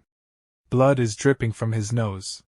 Tuyen, surprised, asks, can you really use refined chi here? MC replies. Of course. If you don't believe me, try again. We see MC's golden body slowly deactivating, and Tian thinks to herself, there's something off about this person. Then Tian leaves her sword where it is, jumps onto her eagle birds, and flies away. MC just watches her go and calls after her. Wasn't that a big turn just now? Why are you running? Yao Ji, watching them, says to MC. I think she was stunned by your ability to use refined chi. MC sheathes his sword, steps forward, and says, I'm brave. Is refined chi really that frightening? He thinks to himself, this knife looks valuable. I don't know if I can keep it or not. Yao Ji tells him. The spiritual pressure here is the celestial barrier left over from the world's formation. No matter how high your cultivation level, there's almost no chance to disobey it, unless you become an immortal, a great chosen immortal, or an immortal beast that has already transformed under the law of heaven. MC touches the sword and murmurs, maybe I'm a little special. At that moment MC's system window pops up with a notification. He reads, scanning complete. Information collection on the remnants of FA, year on organism complete. Contribute 1% to research and receive a reward for new biological types. MC feels a surge of energy fill his body and thinks, oh, it even scanned the sword. Mayo approaches MC. He asks, what are you doing here? And wonders aloud, what does ingestible material mean? In the next scene Mayo goes up to the sword, stares at it, opens his large mouth, and tries to eat it. MC yells, hey, you can't eat that! But Mayo licks the whole sword clean within a minute. MC stands there with his mouth hanging open, stunned. He grabs Mayo. His expression is ruined. Yao Ji asks from behind, what happened? MC turns and says, nothing. Why are you worried? Nothing at all, Yao Ji says. Before they discover our plan, we'll leave Estrella del Cielo. They stand beneath a huge tree. MC smiles and asks, what kind of tree grows so tall? As MC looks at the tree, Yao Ji places her hand on it, and a glowing light appears. A golden orb descends from the treetop. Yao Ji thinks to herself, this kid is really lucky. Suddenly it's revealed to be a metal star. Just align it with refined chi, she thinks. MC watches the glowing light descend. Yao Ji says, I haven't seen a single Dragon Blood clan member on this path. Something's not right. We must hurry and be careful of changes. As the glowing light comes down, Yao Ji grabs MC. He protests, wait, what are you doing? We see that only their clothes remain near the light. They step into the glowing orb naked. Yao Ji hugs MC tightly and says, be brave. Lucky you, idiot. When Yao Ji hugs MC, a large amount of energy flows into him. In the next scene torrents of energy are shown. Yao Ji also receives energy. MC stands before her. Both of them float in the air. Then the stone layer on MC's body begins to crack. As it breaks, MC presses his hand to his chest and says, what is this? This disgusting feeling. Yao Ji, dressing and looking back at MC, says, this is the impurity in your body's spiritual resistance. Without tempering your body with celestial stars, your life will stall at the first level of chi refinement. Your masculine cultivation roots will remain ordinary. But it's rare to be this weak in cases like yours. Yao Ji smiles faintly and teases. Yeah, that fool has zero talent for anything. We see MC break off the entire stone layer from himself. He focuses and says, development doesn't depend only on roots. No matter how good the roots, one moment can change everything. He looks at his status window and, surprised, thinks, after body tempering, some attributes nearly doubled. But why no increase in intelligence? Only discrimination, perception upgraded. I don't know what effect that will have. Yao Ji, looking at MC with mock seriousness, says, for your future practice I'll have to make you a little less handsome. MC smiles. Is it my fault I'm handsome? Yao Ji teases. A handsome man only attracts bees and butterflies and stirs others' hearts. It's for your own good. MC laughs. You're shamelessly sexist. Suddenly the ground cracks and a trap activates beneath them. MC and Yao Ji are both caught in a net cage. Standing before them is a dragon blood Yao Ji who, furious, points a finger and says, "These are the lowly people who broke my celestial star treasure." MC makes a funny face and shouts, "Oh, don't say that, this could be misunderstood." Dragon blood Yao Ji snaps angrily, "How dare you steal the celestial stars from my clan when my daughter saw you? Shoot them!" As the arrows fly toward the cage, MC activates his golden body with refined chi, presses Yao Ji to his chest, and covers her. The arrows strike but reflect and bounce back. MC thinks, the arrows aren't even sticking. Is this an effect of the second chi realm? Yao Ji jumps and slashes at the cage with her sword, but not even a scratch appears. MC wonders aloud, is gas coming from the bones? And shouts, "Darling, something's wrong with these bones." Dragon blood Yao Ji looks at MC and says, "Surrender quickly and you can still earn your bread. Otherwise, I have hundreds of ways to kill you." Tien, smiling, says, "I want that handsome man. I'll take him away like a large bird." MC laughs. "This girl never loses, no matter how hot she is." MC, angry, says, "Don't dream too far," and begins firing. Where bullets hit there are blasts and smoke everywhere.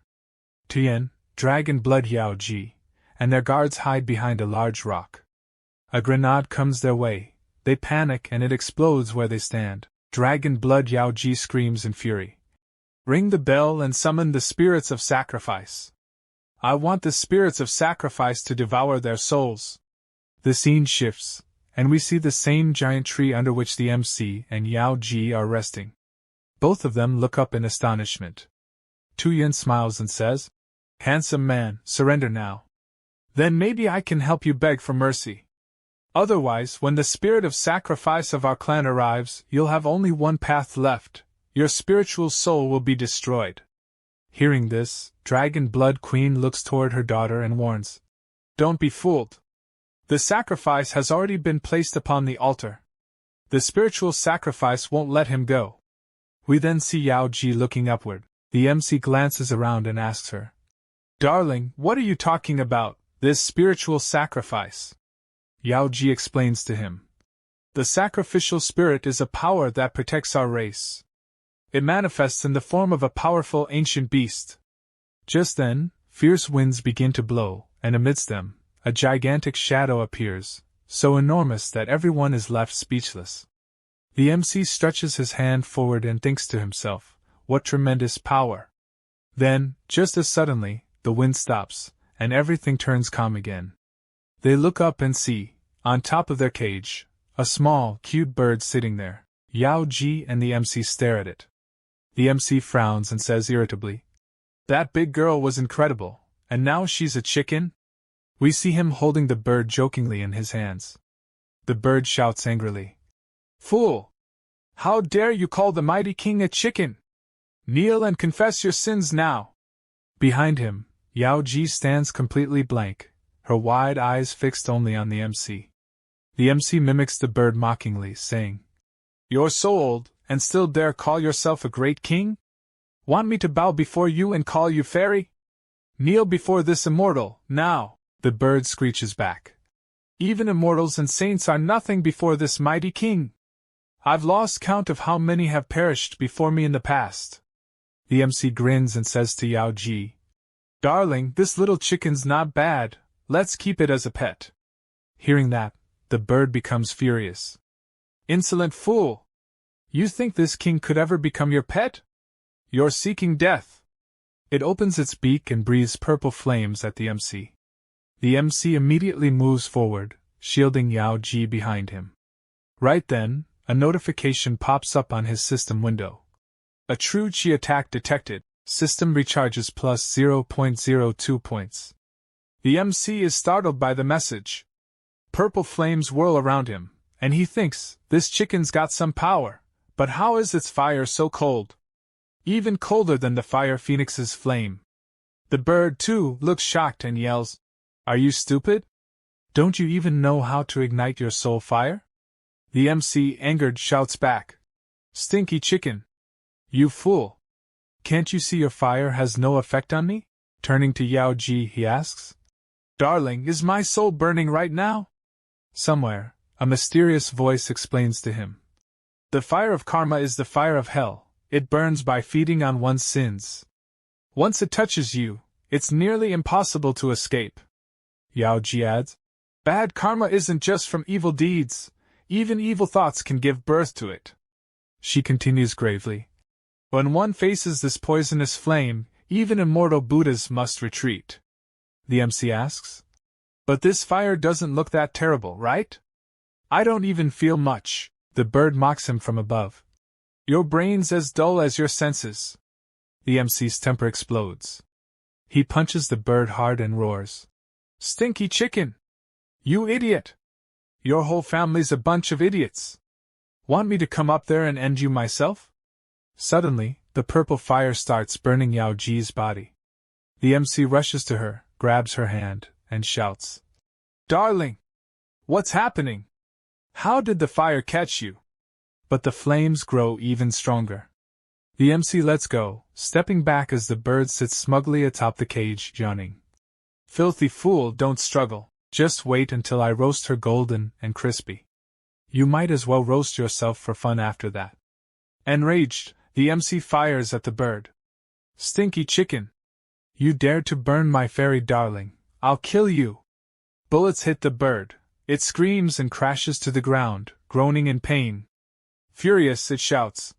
You dared attack this king? The MC points his gun at it and growls. Extinguish the fire now, or I'll turn you into a honeycomb. Next, we see the bird transform, growing gigantic like a creature straight out of Attack on Titan. The MC now looks like an ant in front of it. The bird roars.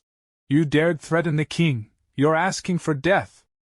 It punches the MC's face, then kicks him hard, sending him flying straight into a stone wall. The MC crashes down and mutters angrily. You disgusting, shameless chicken, don't even talk about martial ethics. The bird flies forward again, kicking at him. A fool like you dares talk of martial arts? The MC activates his golden body, shouting, Thousand Peaks Punch! And smashes a heavy blow into the bird's chest, sending it soaring into the air. The bird shrieks. How can you still use chi here? The MC jumps up and lands another powerful punch. I can use it. So what? The bird releases a violent aura, growling. You dared wound the king. Now this king is truly angry. It attacks with massive claws of energy, slashing toward him. The MC dodges and rushes forward, grabbing its throat. Naughty chicken, extinguish my darling fairy's fire right now, or I'll shoot you dead. The bird growls. I can only use karmic fire. It cannot be extinguished. The MC turns toward Yao Ji. What? It can't be put out.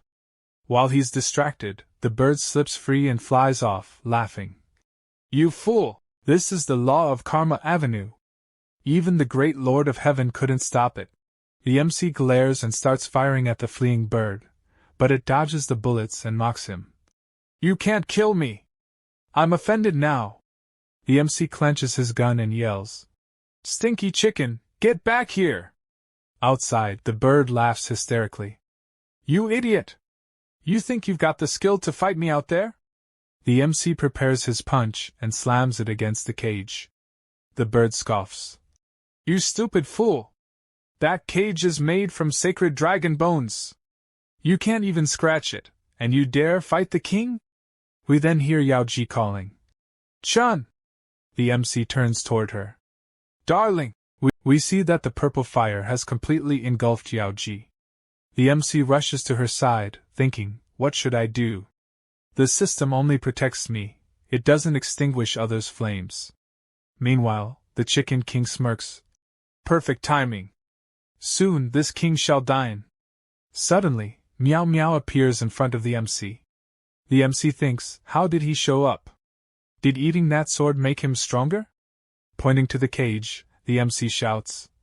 Go, Meow Meow! Eat that cage completely! Meow Meow roars fiercely and charges toward it. In the next scene, we see Meow Meow gnawing on the cage. The Chicken King is horrified.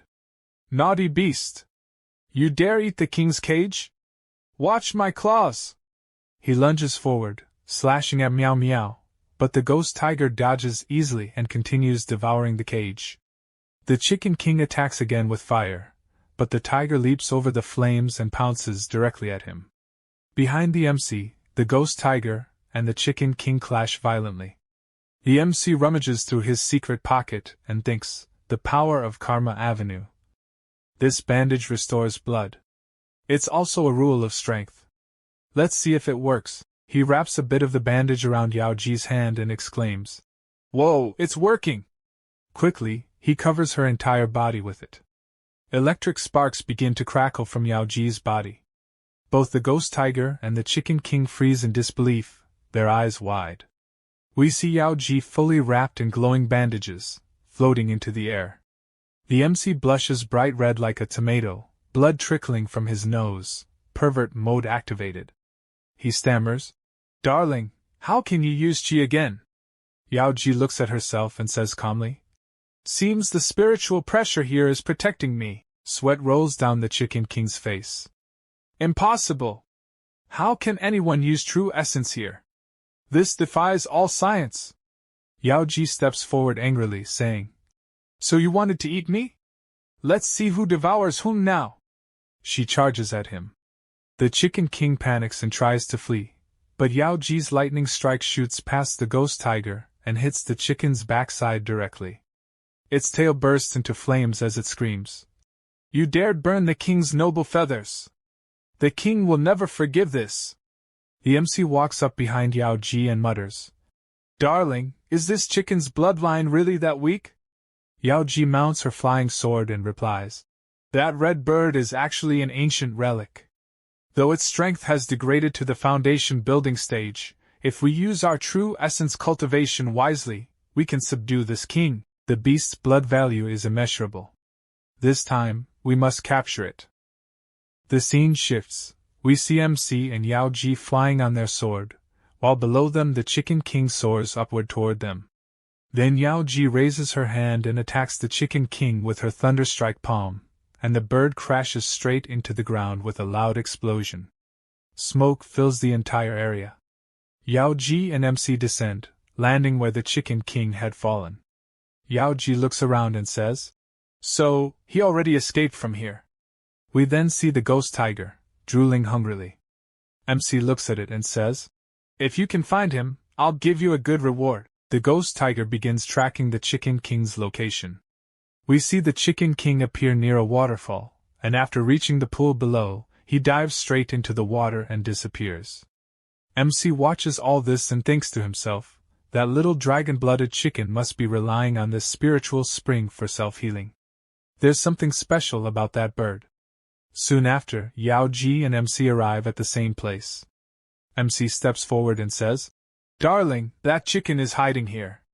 Yao Ji nods and replies, "All right." At that moment, a notification pops up on MC's system window, and he thinks, is this new pressure in the area normal? Meanwhile, Yao Ji walks towards some stone minerals, examining them carefully. MC asks from behind, "What exactly is that?"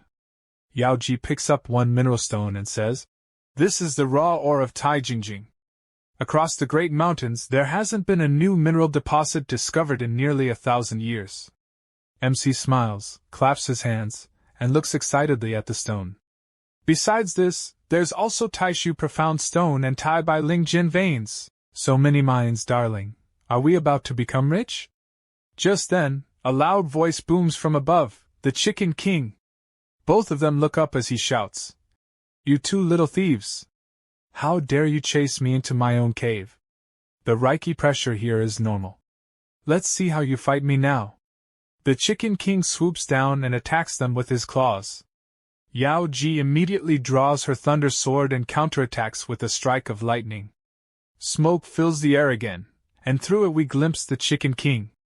At the same time, we see Yao Ji standing behind MC. MC activates his golden body and says coldly, "Dirty chicken, I finally found you."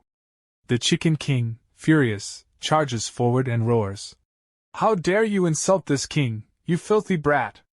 But before he can reach MC, the ghost tiger suddenly leaps from behind and grabs the Chicken King tightly. The Chicken King yells, "Who dares?"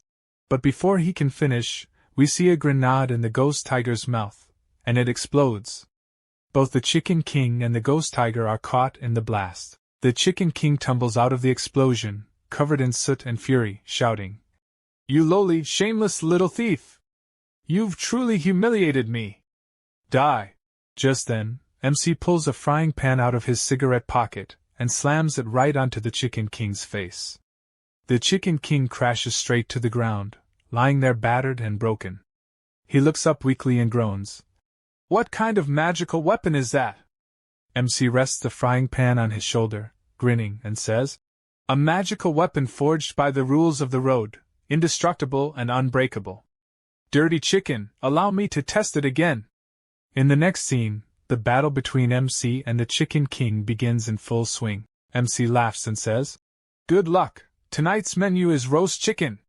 He grabs the Chicken King, smiling wickedly, and says, "Darling, this little chicken's already injured. Why don't we roast it and eat it?" The Chicken King, trembling and pitiful, bursts into tears and cries, "Please! Please don't cook me!" We see the Chicken King, who has been hung upside down by the MC, and at that moment, the Queen says to the MC, "Let him go. He must be an ancient fire attribute relic. I fear you can't roast him with ordinary fire." The MC replies, "Oh, so it can't be cooked in normal fire?" Then he smirks and says, "The 5 elements, water restrains fire. But if the fire doesn't go out, it can still be used to make soup." The MC then places the Chicken King over the flames and starts roasting him, smiling as he says, "Grill slowly, cook it like chicken and eat it up. I'm sure it'll smell delicious." The Chicken King, roasting over the fire, yells, "You stupid, utterly foolish human!" The MC grabs him tighter with a devilish grin and says, "Filthy bird, if you don't want to become a joke, then confess, what race are you? Why does the Dragon Blood clan treat you as a spiritual sacrifice?"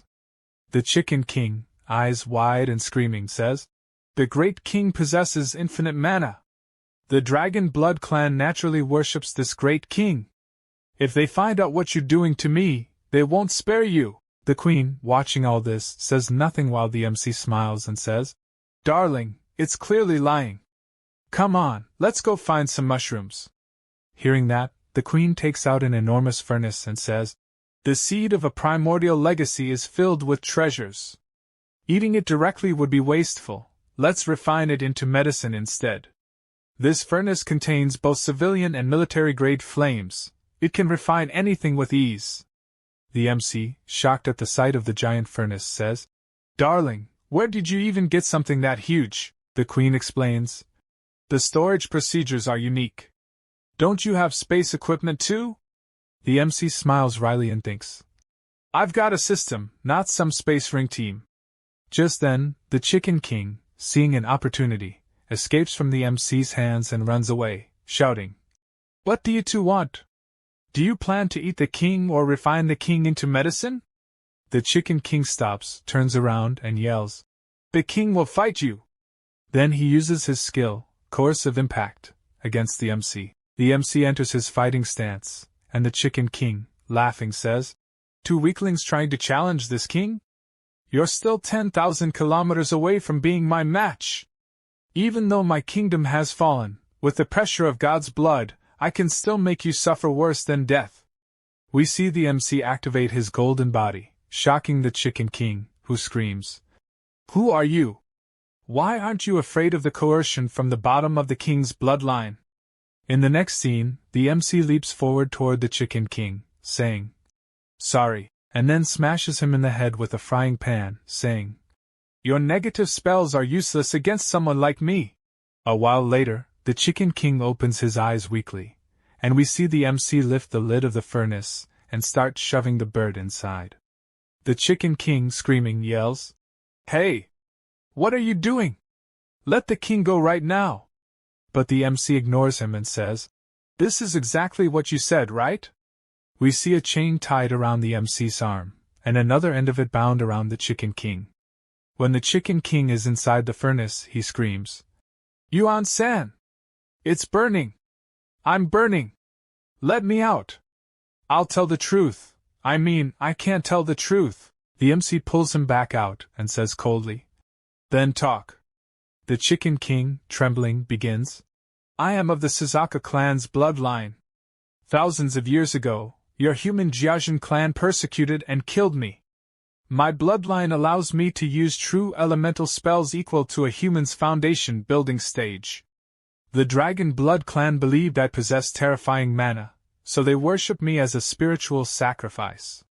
Hearing all this, the MC looks at the Queen and asks, "So this chicken turned out to be a parallel import? Darling, is what this filthy bird said true?" The Queen nods and says, "It's just as I suspected. The Suzaka bloodline is extremely precious. Even a single drop can make a genius immortal. If we complete the refining process, I don't even know what kind of heaven-defying elixir we might obtain." The MC grins and says, "Then let's refine it." As the MC tries to push the Chicken King back into the furnace, the bird starts jumping around, screaming, "Don't refine me! Didn't you say you wanted me as a spiritual pet? Fine. I agree. Just let me out." The MC ignores him, shoving him inside again, saying, "You dirty little chicken, do you really think you're worthy of being my pet? Any last words? If not, I'll close the lid." The Chicken King, crying, says, Wait a minute! I know there's a great secret in this heavenly cave. Let me out, and I'll take you to the treasure left behind by the ancient growers thousands of years ago." Hearing that, the MC smirks, and we see the Queen glancing curiously at him. Then we see the Chicken King lead the MC and Queen into the secret cave he mentioned, saying, "The treasure is right here." The Queen, stepping forward, says, "Hurry up. We've already been in the secret realm for a full day. If Yao Ji really attacked the mountain gate, the war must have already started." Behind her, the MC glares at the Chicken King and warns, "If you're lying, I'll roast you slowly for months." As they enter the secret realm, the Queen suddenly gasps, and we see massive stone statues surrounding an altar. The MC points and says, "Look, darling, there's even a delivery gate here." The Queen, standing before a statue, says, "Unfortunately, the spiritual pressure here is normal. It seems someone has already pioneered this place. The Yao Mountain Gate chiefs spent 10 generations and thousands of years investing here, yet couldn't stabilize the area's energy pressure. Whoever once lived here must have possessed power enough to reach the heavens."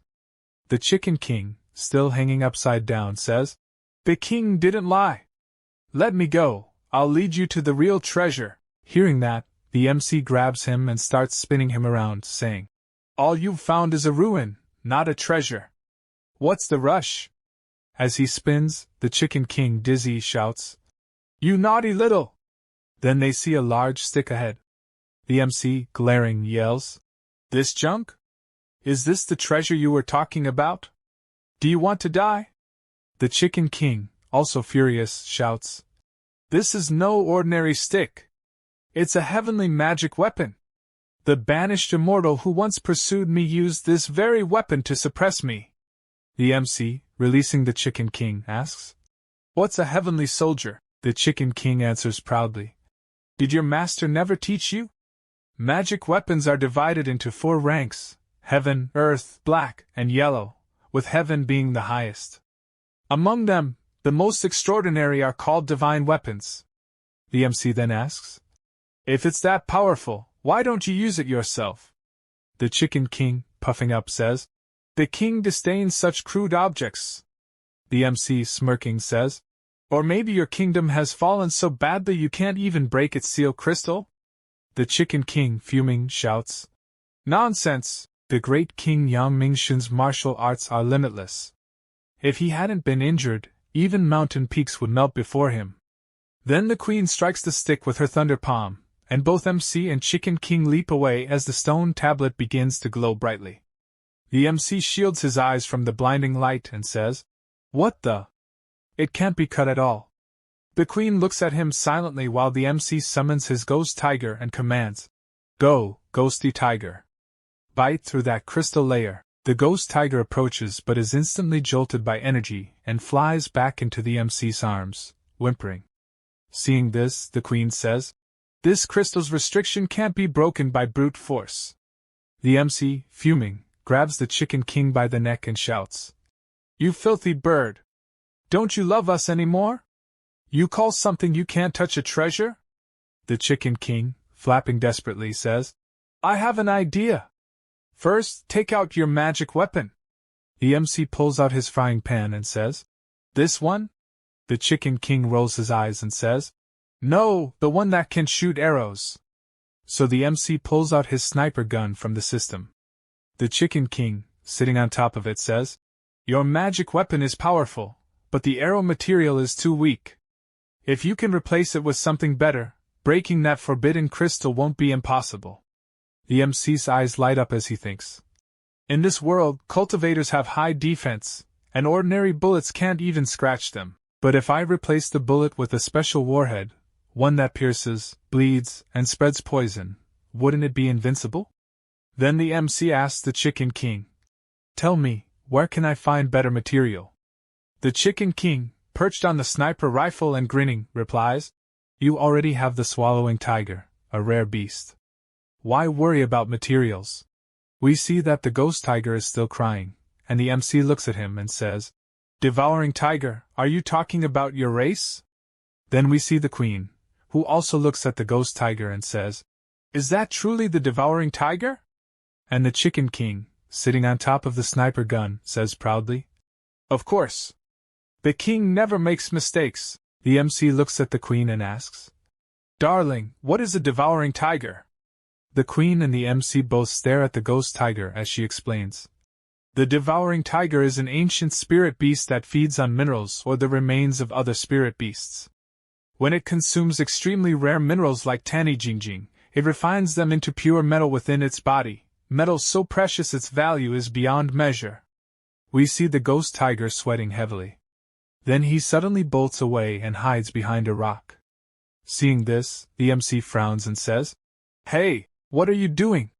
The MC and the queen both make confused faces and say, "What did you just do?"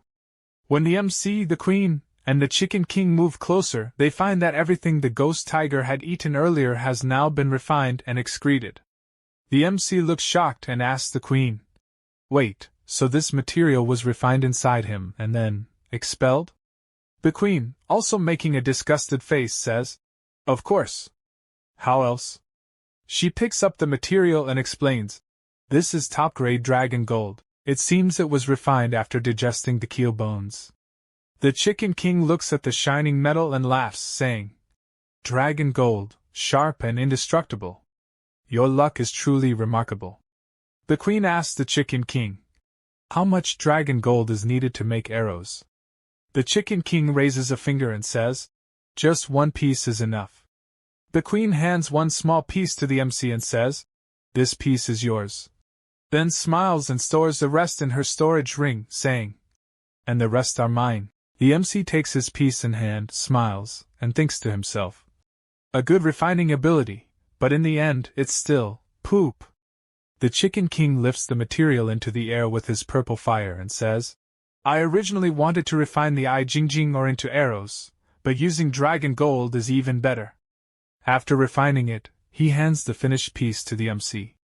The MC loads the dragon gold bullet into his magazine, fits it into the gun, reloads, aims carefully, and fires.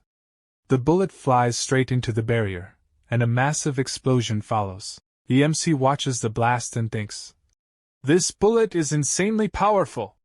He looks toward the queen. The queen says calmly, "Your attack, even with a mid-stage gene and cultivation base, cannot be stopped by normal defenses. In the future, if anyone dares underestimate your dual-core cultivation, they'll suffer a heavy loss." The MC folds his hands with a pitiful face and says, "Darling, please give me a few more pieces. I'll make more bullets for protection." The queen gives him a smug smile and says, "No way. All the dragon gold is mine. You already have the sky-devouring tiger, don't you? Just train slowly." The MC protests, "But the dragon gold was refined by my tiger. Can't you at least give me half?" The queen says firmly, "If I say no, then it's no." Meanwhile, we see the Chicken King holding a small piece of the material in his claws, laughing slyly to himself, thinking, These idiots don't even know I diluted the dragon gold with impurities. Then the Queen, MC, and Chicken King all look toward the glowing barrier. Seeing it shine brighter, the MC says in confusion, "Why isn't it breaking?" He grabs the Chicken King and squeezes him, shouting, "Didn't you say dragon gold could break the barrier? Why isn't it working?" The Chicken King sweats nervously and says, "Impossible! By my calculations, this barrier shouldn't be unbreakable." Suddenly, cracks begin to appear across the ground near the barrier. The MC panics and quickly backs away. The Chicken King yells, "See? I told you it works." The MC, still holding him, snaps, "You dumb chicken! This thing weighs 10 tons. The Queen then says, "Since it's not opening fully, leave it here for now. Let's return to the mountain gate first, deal with the monster race, and we'll come back later when there's a chance." The MC glances at the barrier and mutters, "This looks like a tail." Then he takes out his frying pan from his secret pocket, raises it high, and strikes the barrier hard. With a loud clang, the barrier shatters, and the stick inside begins to glow. The Queen and Chicken King both stare in shock. The MC stands near the glowing stick and thinks, "Lingyang. I think I've heard that name somewhere." As he approaches it, he says, "Why is it so small?" The Queen comes closer and asks, "How did you even break the barrier?" The MC points at the stick and says, "It's basic physics, called Rupert's tears. Internal tension in glass gives fragile objects immense strength, but the glue or base is always the weak point." The Queen nods slightly and reaches out to touch the stick, saying, "Heavenly soldiers." But the moment she touches it, she gets a massive electric shock and is thrown back violently. "Darling!" the MC yells, rushing toward her. The Chicken King flies near the stick and smirks, saying, "Heaven-level divine weapons recognize their own masters. Do you common mortals think you can control one?" He then touches the stick himself and declares, "Dear baby, from today onward I, the king, shall be your lord."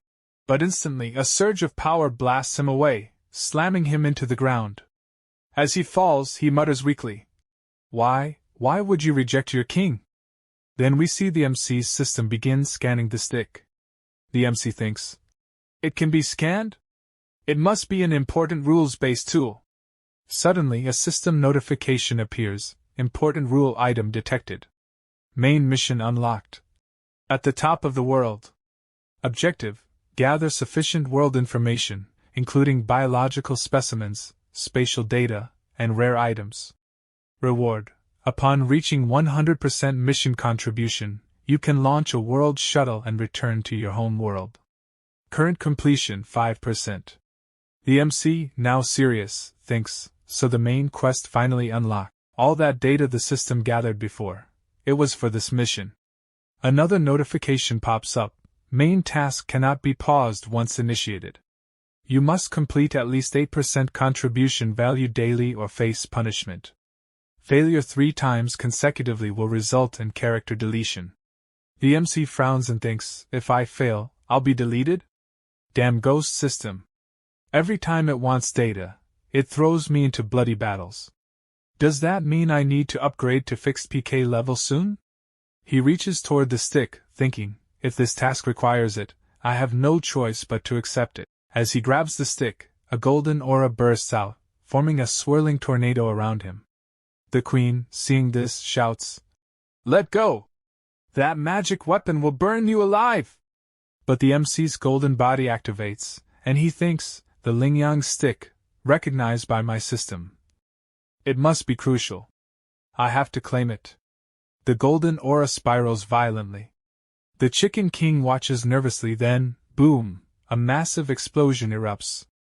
The Chicken King yells, "Stupid fool! You deserve it for being so greedy!" When the dust settles, we see the MC has been thrown across the ground, landing near the Queen. The Queen stands up slowly, looking ahead, and gasps in shock. Because now, the Lingyang stick is being held by someone else, its true owner. The Chicken King's eyes widen as he thinks that's him. His avatar remains sealed for 10,000 years without dispersing. The Queen also stares and thinks, how is this possible? How can a human possess such a terrifying aura? The MC struggles to his feet and asks, "Hey, who are you?" Then he frowns and adds, "Do you even know that whoever comes late comes last? Why are you holding my cane?" The white-haired man glares sharply at him and attacks with the stick. Seeing the strike coming, the MC thinks, this isn't good. He commands his system, activating all his equipment, instantly equipping a level 3 vest. He raises his frying pan just in time. The blow lands with a deafening clang. The attack is blocked, but the impact sends the MC flying backward, crashing into a boulder. The queen's eyes blaze with fury. "Chu Ran!" she cries. Her thunder aura erupts, and she unleashes her thunder strike at the white-haired man. But the man shifts the stick into the form of a shield, which absorbs her lightning completely. The queen looks stunned as the absorbed energy rebounds, smashing into her. Blood bursts from her lips. The white-haired man says coldly, "So weak, and you dare dream of my Lingyang stick?" The MC then hurls 2 grenades, a smoke bomb, and a flash bomb toward him. The man frowns, thinking, what in the heavens is this nonsense? But before he can react, boom, a blinding blast engulfs the area. When the smoke clears, he stands unharmed. Seizing the moment, the MC grabs the wounded queen and runs, with the Chicken King flapping along behind them. As they flee, the MC shouts angrily at the Chicken King. "You filthy chicken! You didn't know that guy's clone was sealed in glass too? You tricked us!" The Chicken King screeches back. "You idiot!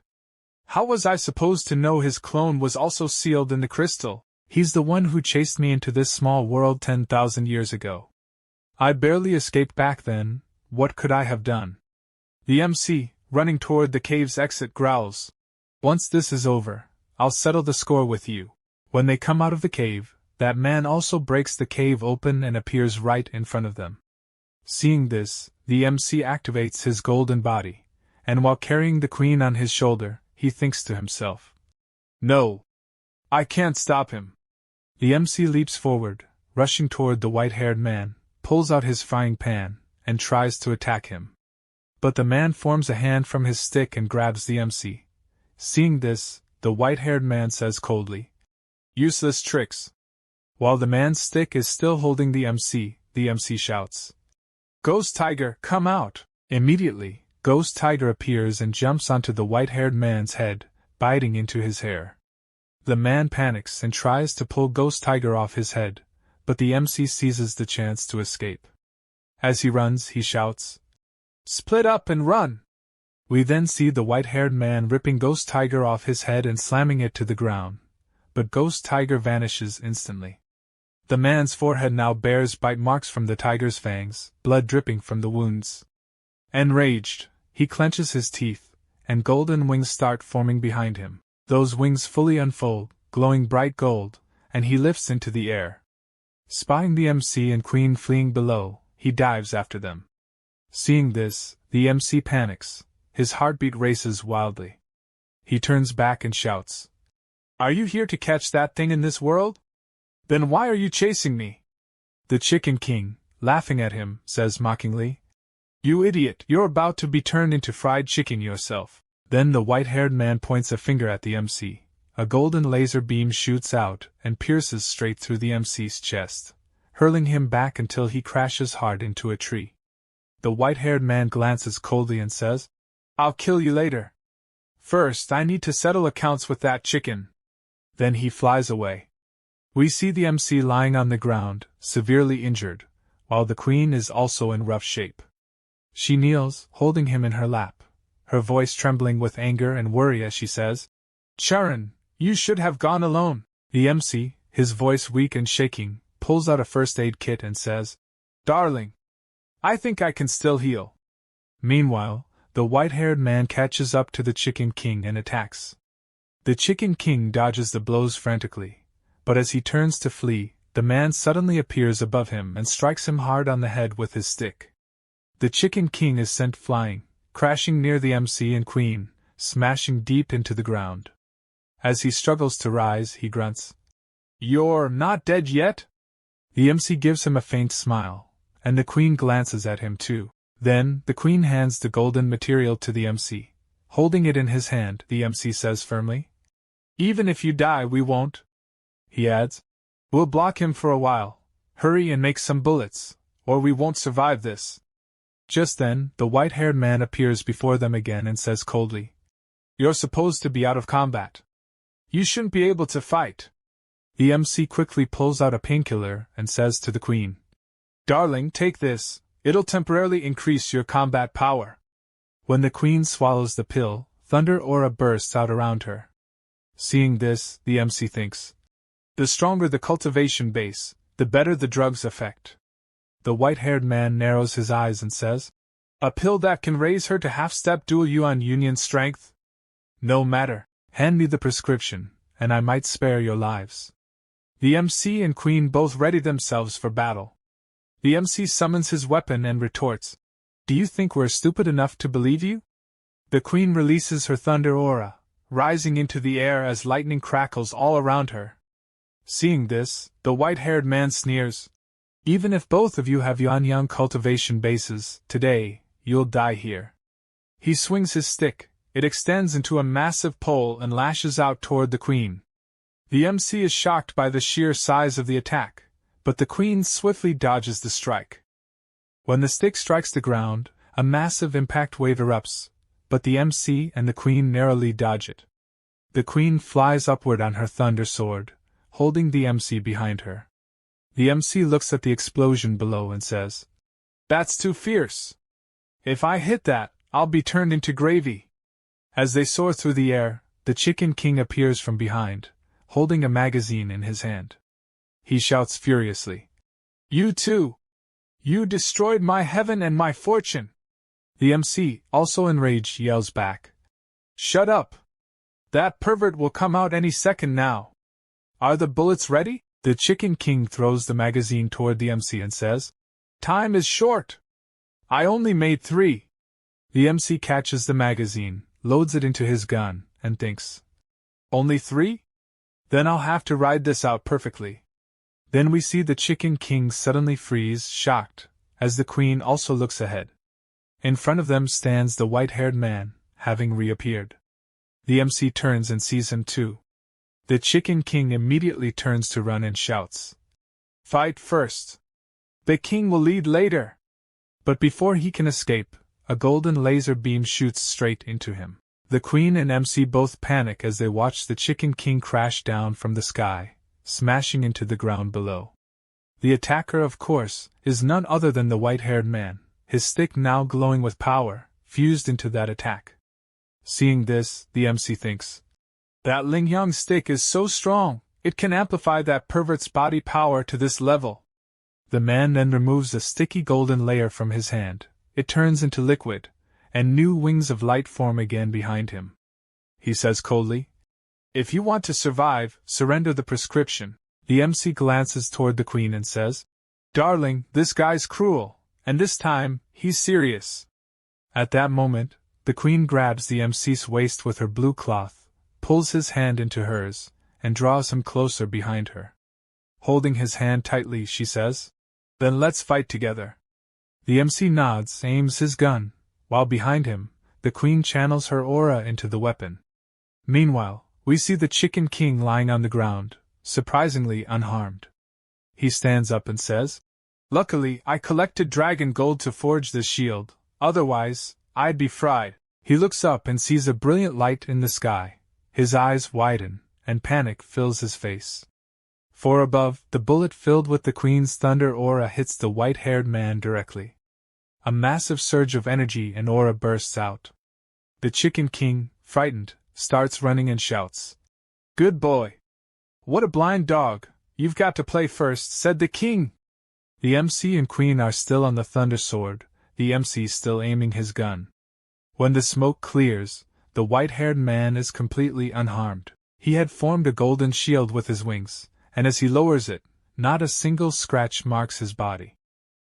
The MC stares in disbelief, thinking, "How is that possible? Can't we move him even together?" The white-haired man's anger boils over. He roars, "You too will die today!" The MC and Queen quickly flee. the Queen says as they run. There's no spiritual pressure here. We can't beat him. Let's retreat and make a plan. In the next scene, they fly out of the barrier. The MC asks, Darling, do you think that pervert fears the spiritual pressure outside? The Queen replies, Unless he's truly the Luo Jingjian, ignoring Ryatsu is impossible. As they escape, a flaming arrow comes toward them. The Queen strikes it down with her thunder strike, exploding it midair. The MC gasps, Darling! What was that? Then, the Dragon Blood Queen's army arrives. The Dragon Blood Queen, standing proudly atop a giant eagle, declares, They have angered the spirits of sacrifice. They trespassed into the Forbidden Land and killed without mercy. The Queen frowns and says, You're creating problems at the worst possible time. The two queens, the Queen and the Dragon Blood Queen, face each other. The Queen lifts the MC and launches a thunderstrike attack toward them. All of the Dragon Blood Queen's giant birds are struck down and burned to ashes, crashing to the ground. At that exact moment, the white-haired man also breaks through the shield and reappears. Seeing this, the MC says, Darling, he's not afraid of the spiritual pressure. He's still chasing us. Without wasting a second, the white-haired man attacks the MC and Queen with his stick. As the massive strike comes toward them, the MC activates his golden body, raises his frying pan, and shouts, Damn it! I don't even have money to buy armor. I can't take this hit. But before he can act, the Queen pushes him aside and slashes the incoming stick with her thunder sword. A massive blast erupts, blood sprays from the Queen's mouth as the impact knocks her back, and the stick spins violently in the air. The white-haired man recalls his stick to his hand and lands on the ground. In front of him now stand the Dragon Blood Queen and her army. The Dragon Blood Queen looks at him and says, Are you the main body of our spirit of sacrifice? Thank you for helping us defeat the intruders. The white-haired man frowns inwardly and thinks, Main body of the spirit of sacrifice? What are they talking about? But he smiles and replies, Yes, I am your spirit of sacrifice. Those invaders are seriously injured. Go find them. The Dragon Blood Queen nods and orders her troops. Go! Find them! Then the white-haired man walks closer to her and asks, Where is your tribe? Show me. Meanwhile, the Chicken King, hiding behind a rock, thinks to himself, Damn it, that's just a clone. The main body must be just a strand of hair. And he dares to act like a king? His face twists with fury. These drags, how dare they? If that cruel clone wipes out the clan, where will I even find food? He rushes toward the forest, where the MC and Queen had fallen. As he runs, he mutters, Looks like I can't rely on those two idiots anymore. The Chicken King finally reaches the spot where the MC and Queen had crashed. Seeing them, he thinks, These two weak chickens, not good enough. We then see the Queen lying beneath the MC on top of her, both unconscious. The Chicken King realizes that the others are coming to search for them, so he enlarges his body, picks them both up, and carries them away. As he flies off, he thinks, In the end, to save those who trusted the king himself must step in. Then we see the next scene after a while. Flames are burning beneath a furnace, and inside it, within a pool of green liquid, the MC is submerged. The MC opens his eyes, gasps for air as he emerges, and sees that the Chicken King is pouring green liquid on him with a spoon. The MC, furious, shouts, Filthy chicken! How dare you try to burn me? The Chicken King, equally angry, replies, You filthy idiot! The king saved you. I wasted the Lingyang spirit liquid to heal your wounds, and you still dare to shout like that? Then the MC looks around and says, Darling! Darling! Where are you? He notices bubbles rising from the liquid, and then we see the Queen slowly emerge. The MC rushes forward and says, Darling! How are you now? He notices a deep wound on the Queen's chest. From behind, the Chicken King explains, She was injured twice by the Lingyang stick. Zenli entered her wound and destroyed her vitality, preventing it from healing. Now, even the Lingyang can no longer suppress the wound, and her body will soon collapse. The MC quickly tries to purchase a first aid kit from his system, but a notification appears, insufficient points. Cannot be purchased. Smart point balance, 138. The MC thinks to himself. Worse, I've been using too much. I don't even have money left to buy medicine. He then glances at the Chicken King and thinks. Although it's not kind, there's only one way left. The MC looks at him and says, Brother Chicken, do you want to discuss something? The Chicken King frowns. What are you planning to do? The MC points his finger elsewhere and says, Oh look, that beast is over there. The Chicken King turns. Where? Where is it? And just as he looks away, the MC smacks him with a frying pan. Brother Chicken, sorry, the MC says, but I'll borrow a few drops of your blood for use. We see drops of the Chicken King's blood in the frying pan. The MC commands his system. Scan these blood drops. After scanning, the system replies, Advanced Biological Genetics scanning complete. Main task completion increased by 18%. Rewards issued. The MC feels power surging through him, as new notifications pop up. Skill cooldown reset. Plus 20 spirit points. Airdrop supply X1. The MC blinks. Airdrop supply? Is that a chicken eating airdrop? Meanwhile, the furious Chicken King charges toward him, shouting, Damn! How dare you attack the king? The king will fight you! But as the Chicken King reaches him, the MC suddenly pulls out a bottle of painkillers. The Chicken King halts immediately. The MC says, Brother Chicken, if I apologize sincerely, this is for you. The Chicken King takes the bottle and sighs. Seeing your sincere apology, the king will not stoop to your level. Then the MC goes to the queen with some bandages. He says, It's okay now. That minute of ego was really scary. The queen tries to meditate, and the MC gazes at her, whispering, Truly, you're a fairy. At that moment, the Chicken King, sitting on his shoulder, says, This time it's over. Even your great elixirs can't contain the immortality power. How will you deal with the banishment mark? The queen opens one eye and suddenly strikes the Chicken King with a thunder strike. The Chicken King is blasted out of the furnace. The queen then forms a thunder barrier around it. The MC asks, Fairy darling, what are you doing? The queen stands up and says, I have a way to dissolve the immortal power, but I need your help.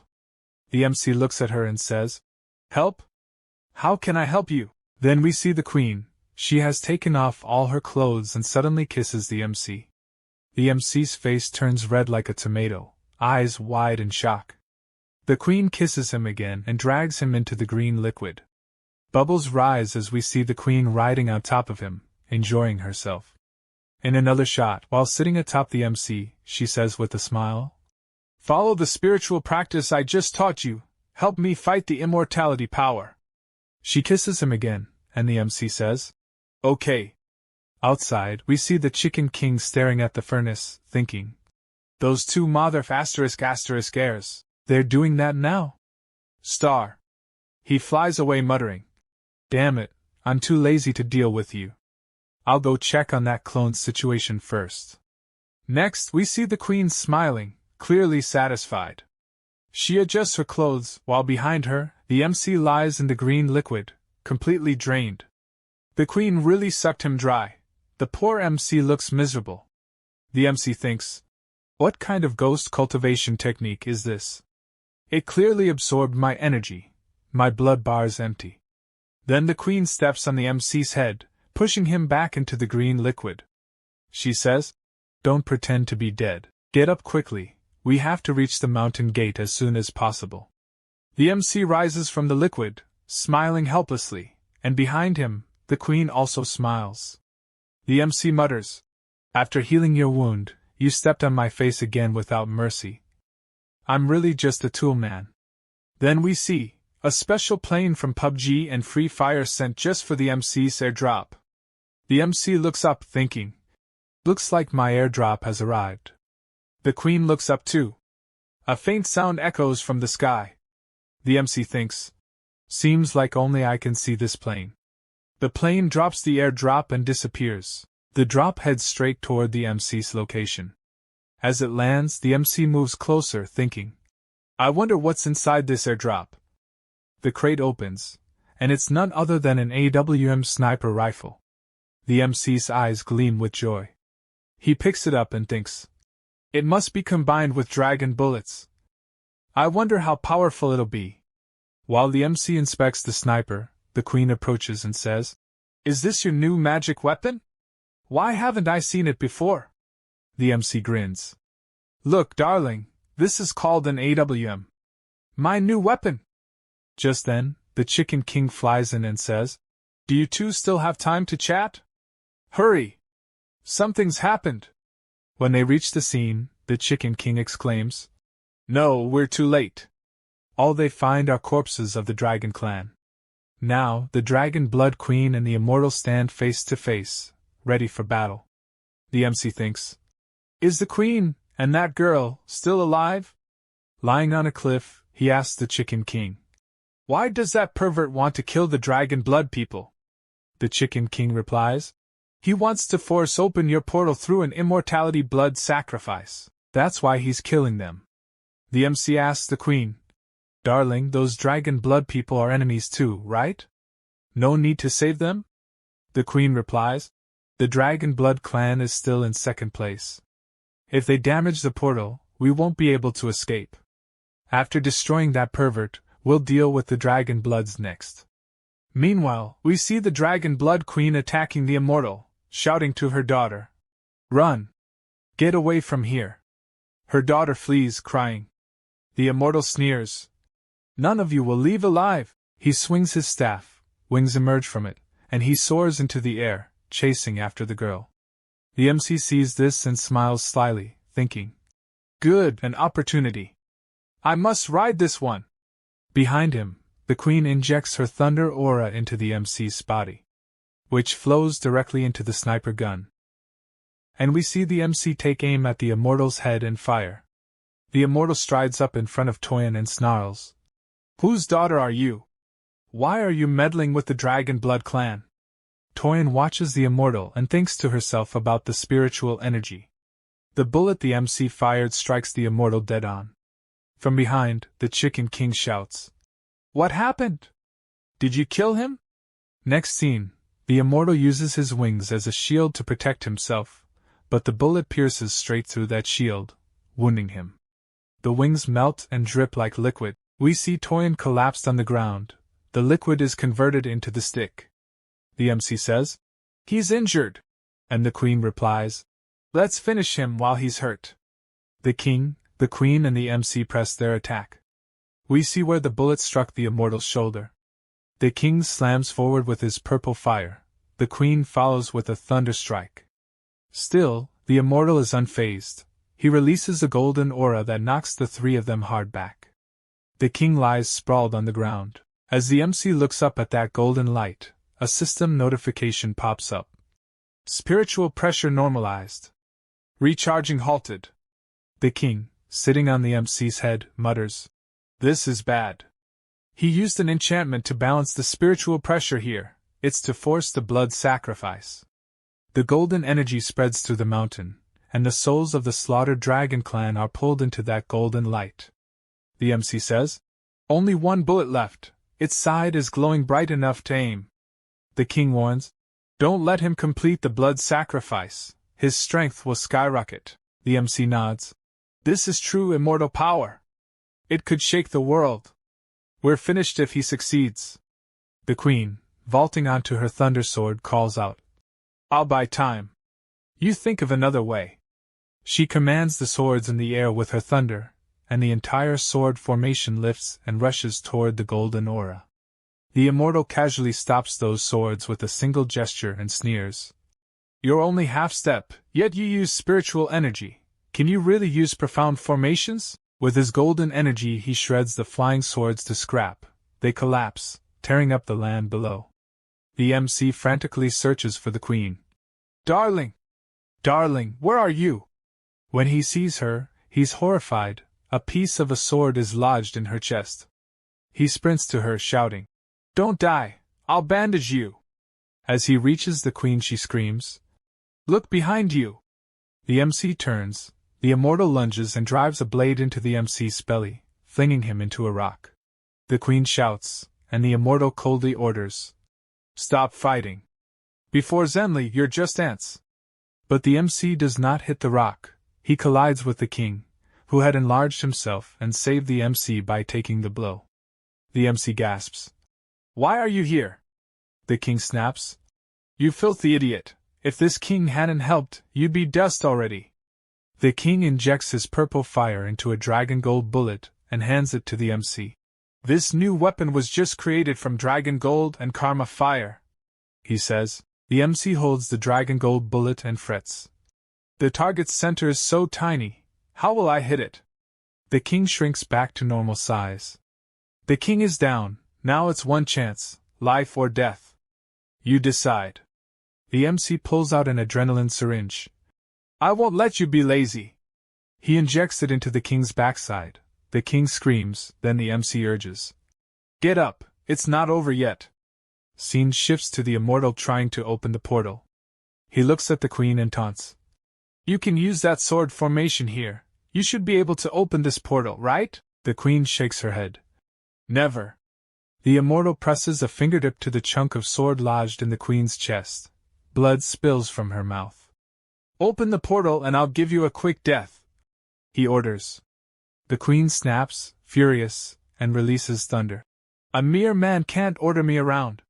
She attacks, but he stops her with a single finger and sneers. "How disgusting!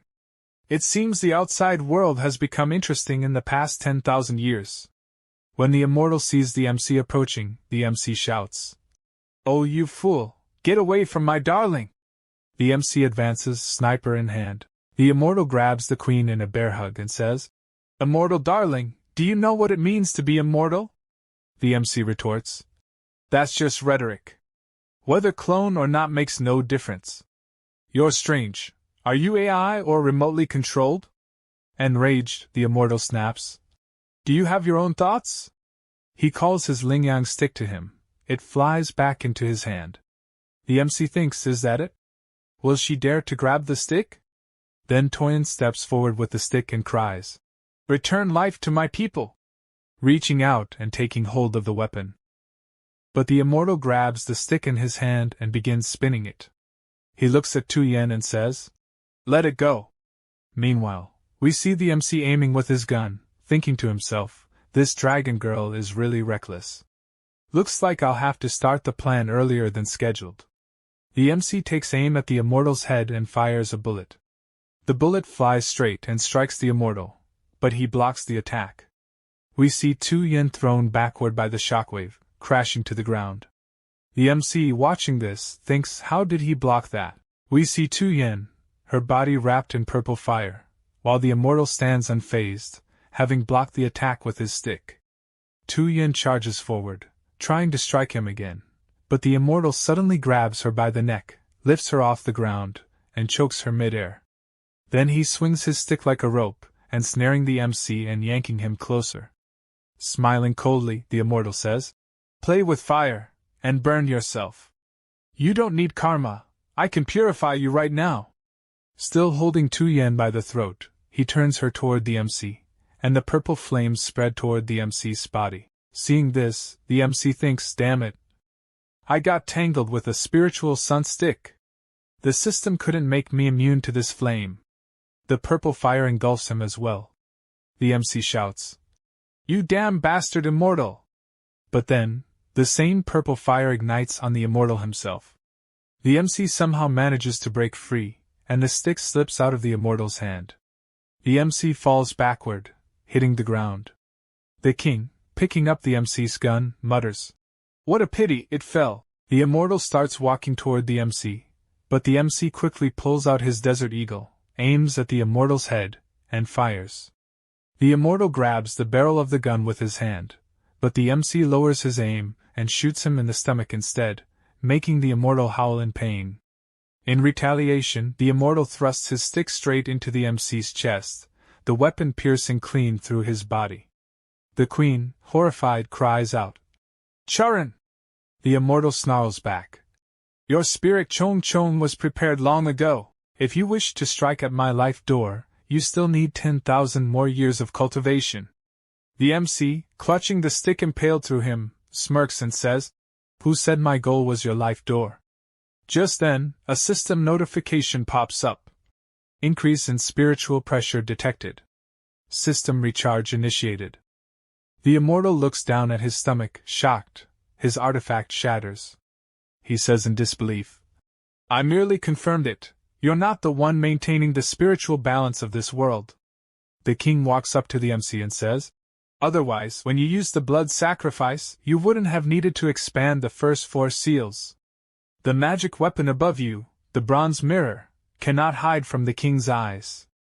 The MC takes the gun from the king and says, "That's why our goal from the very beginning was your magic weapon. Without it, you, a clone of the banished immortal, can't even survive under spiritual pressure." Then the MC points his gun at the immortal's head. The immortal screams, "My strength, it's less than 1,000th of my real body. After my death, he'll know everything you've done. One day, I'll find you." The MC smiles and replies, "Come on, I'm still missing a few contribution points." Then he pulls the trigger, a point-blank headshot. System notification. Main task progress increased by 27% after killing the super life clone. Rewards obtained. Confidential center system unlocked. In front of the MC, another window opens, one filled with countless weapons that he can buy. He looks at it and thinks, "This store has so many categories. Daily necessities can even be bought online." Then another message pops up. "What is this exchange for?" He clicks on the window, and another screen opens. A smile appears on his face as he wonders, "Can smart points be redeemed directly?" The system replies, "The incomplete magic weapon can be exchanged for 20 spiritual points." Then it shows yes or no. The MC thinks excitedly, "Great! I can finally stop worrying about points." Meanwhile, the queen stands there in an injured state. The MC looks at her and says gently, "Darling, wait a minute, I'll give you the medicine." He starts purchasing medicine for her. He can choose foods for the blood-restoring medicine, and finally, I can eat something serious. The queen watches his actions curiously, and the Chicken King is completely clueless because only he can see the system. The Chicken King asks the queen, "What is your symptom? Do you do it often?" The queen replies, "I don't know what the illness is. Maybe the brain isn't well." Then the MC buys a cake from the system and says, "Darling, try this. It can recover blood. No, it can cure you." The queen and the Chicken King stare at the cake in surprise. The queen doesn't think much and takes a bite. The moment she eats it, her wounds start to heal, and she is stunned by the taste. She thinks, "Is there anything so delicious?" The Chicken King exclaims, "Is it delicious? Give me a taste." But before he can move, the MC grabs him by the neck and says coldly, "That's for my darling." "What are you holding?" The Chicken King protests. "The king risked his life to help you kill that pervert, and you won't even give me a healing medicine?" Just then, boom! A huge explosion shakes the ground, and a bright light shoots up into the sky. Everyone turns in shock. "What happened?" they cry out. The Chicken King explains, "After the avatar dies, the information is passed to the ontology.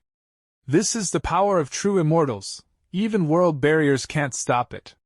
The MC frowns and says, "In other words, if the clone hadn't bragged, would his real body really know I killed him?"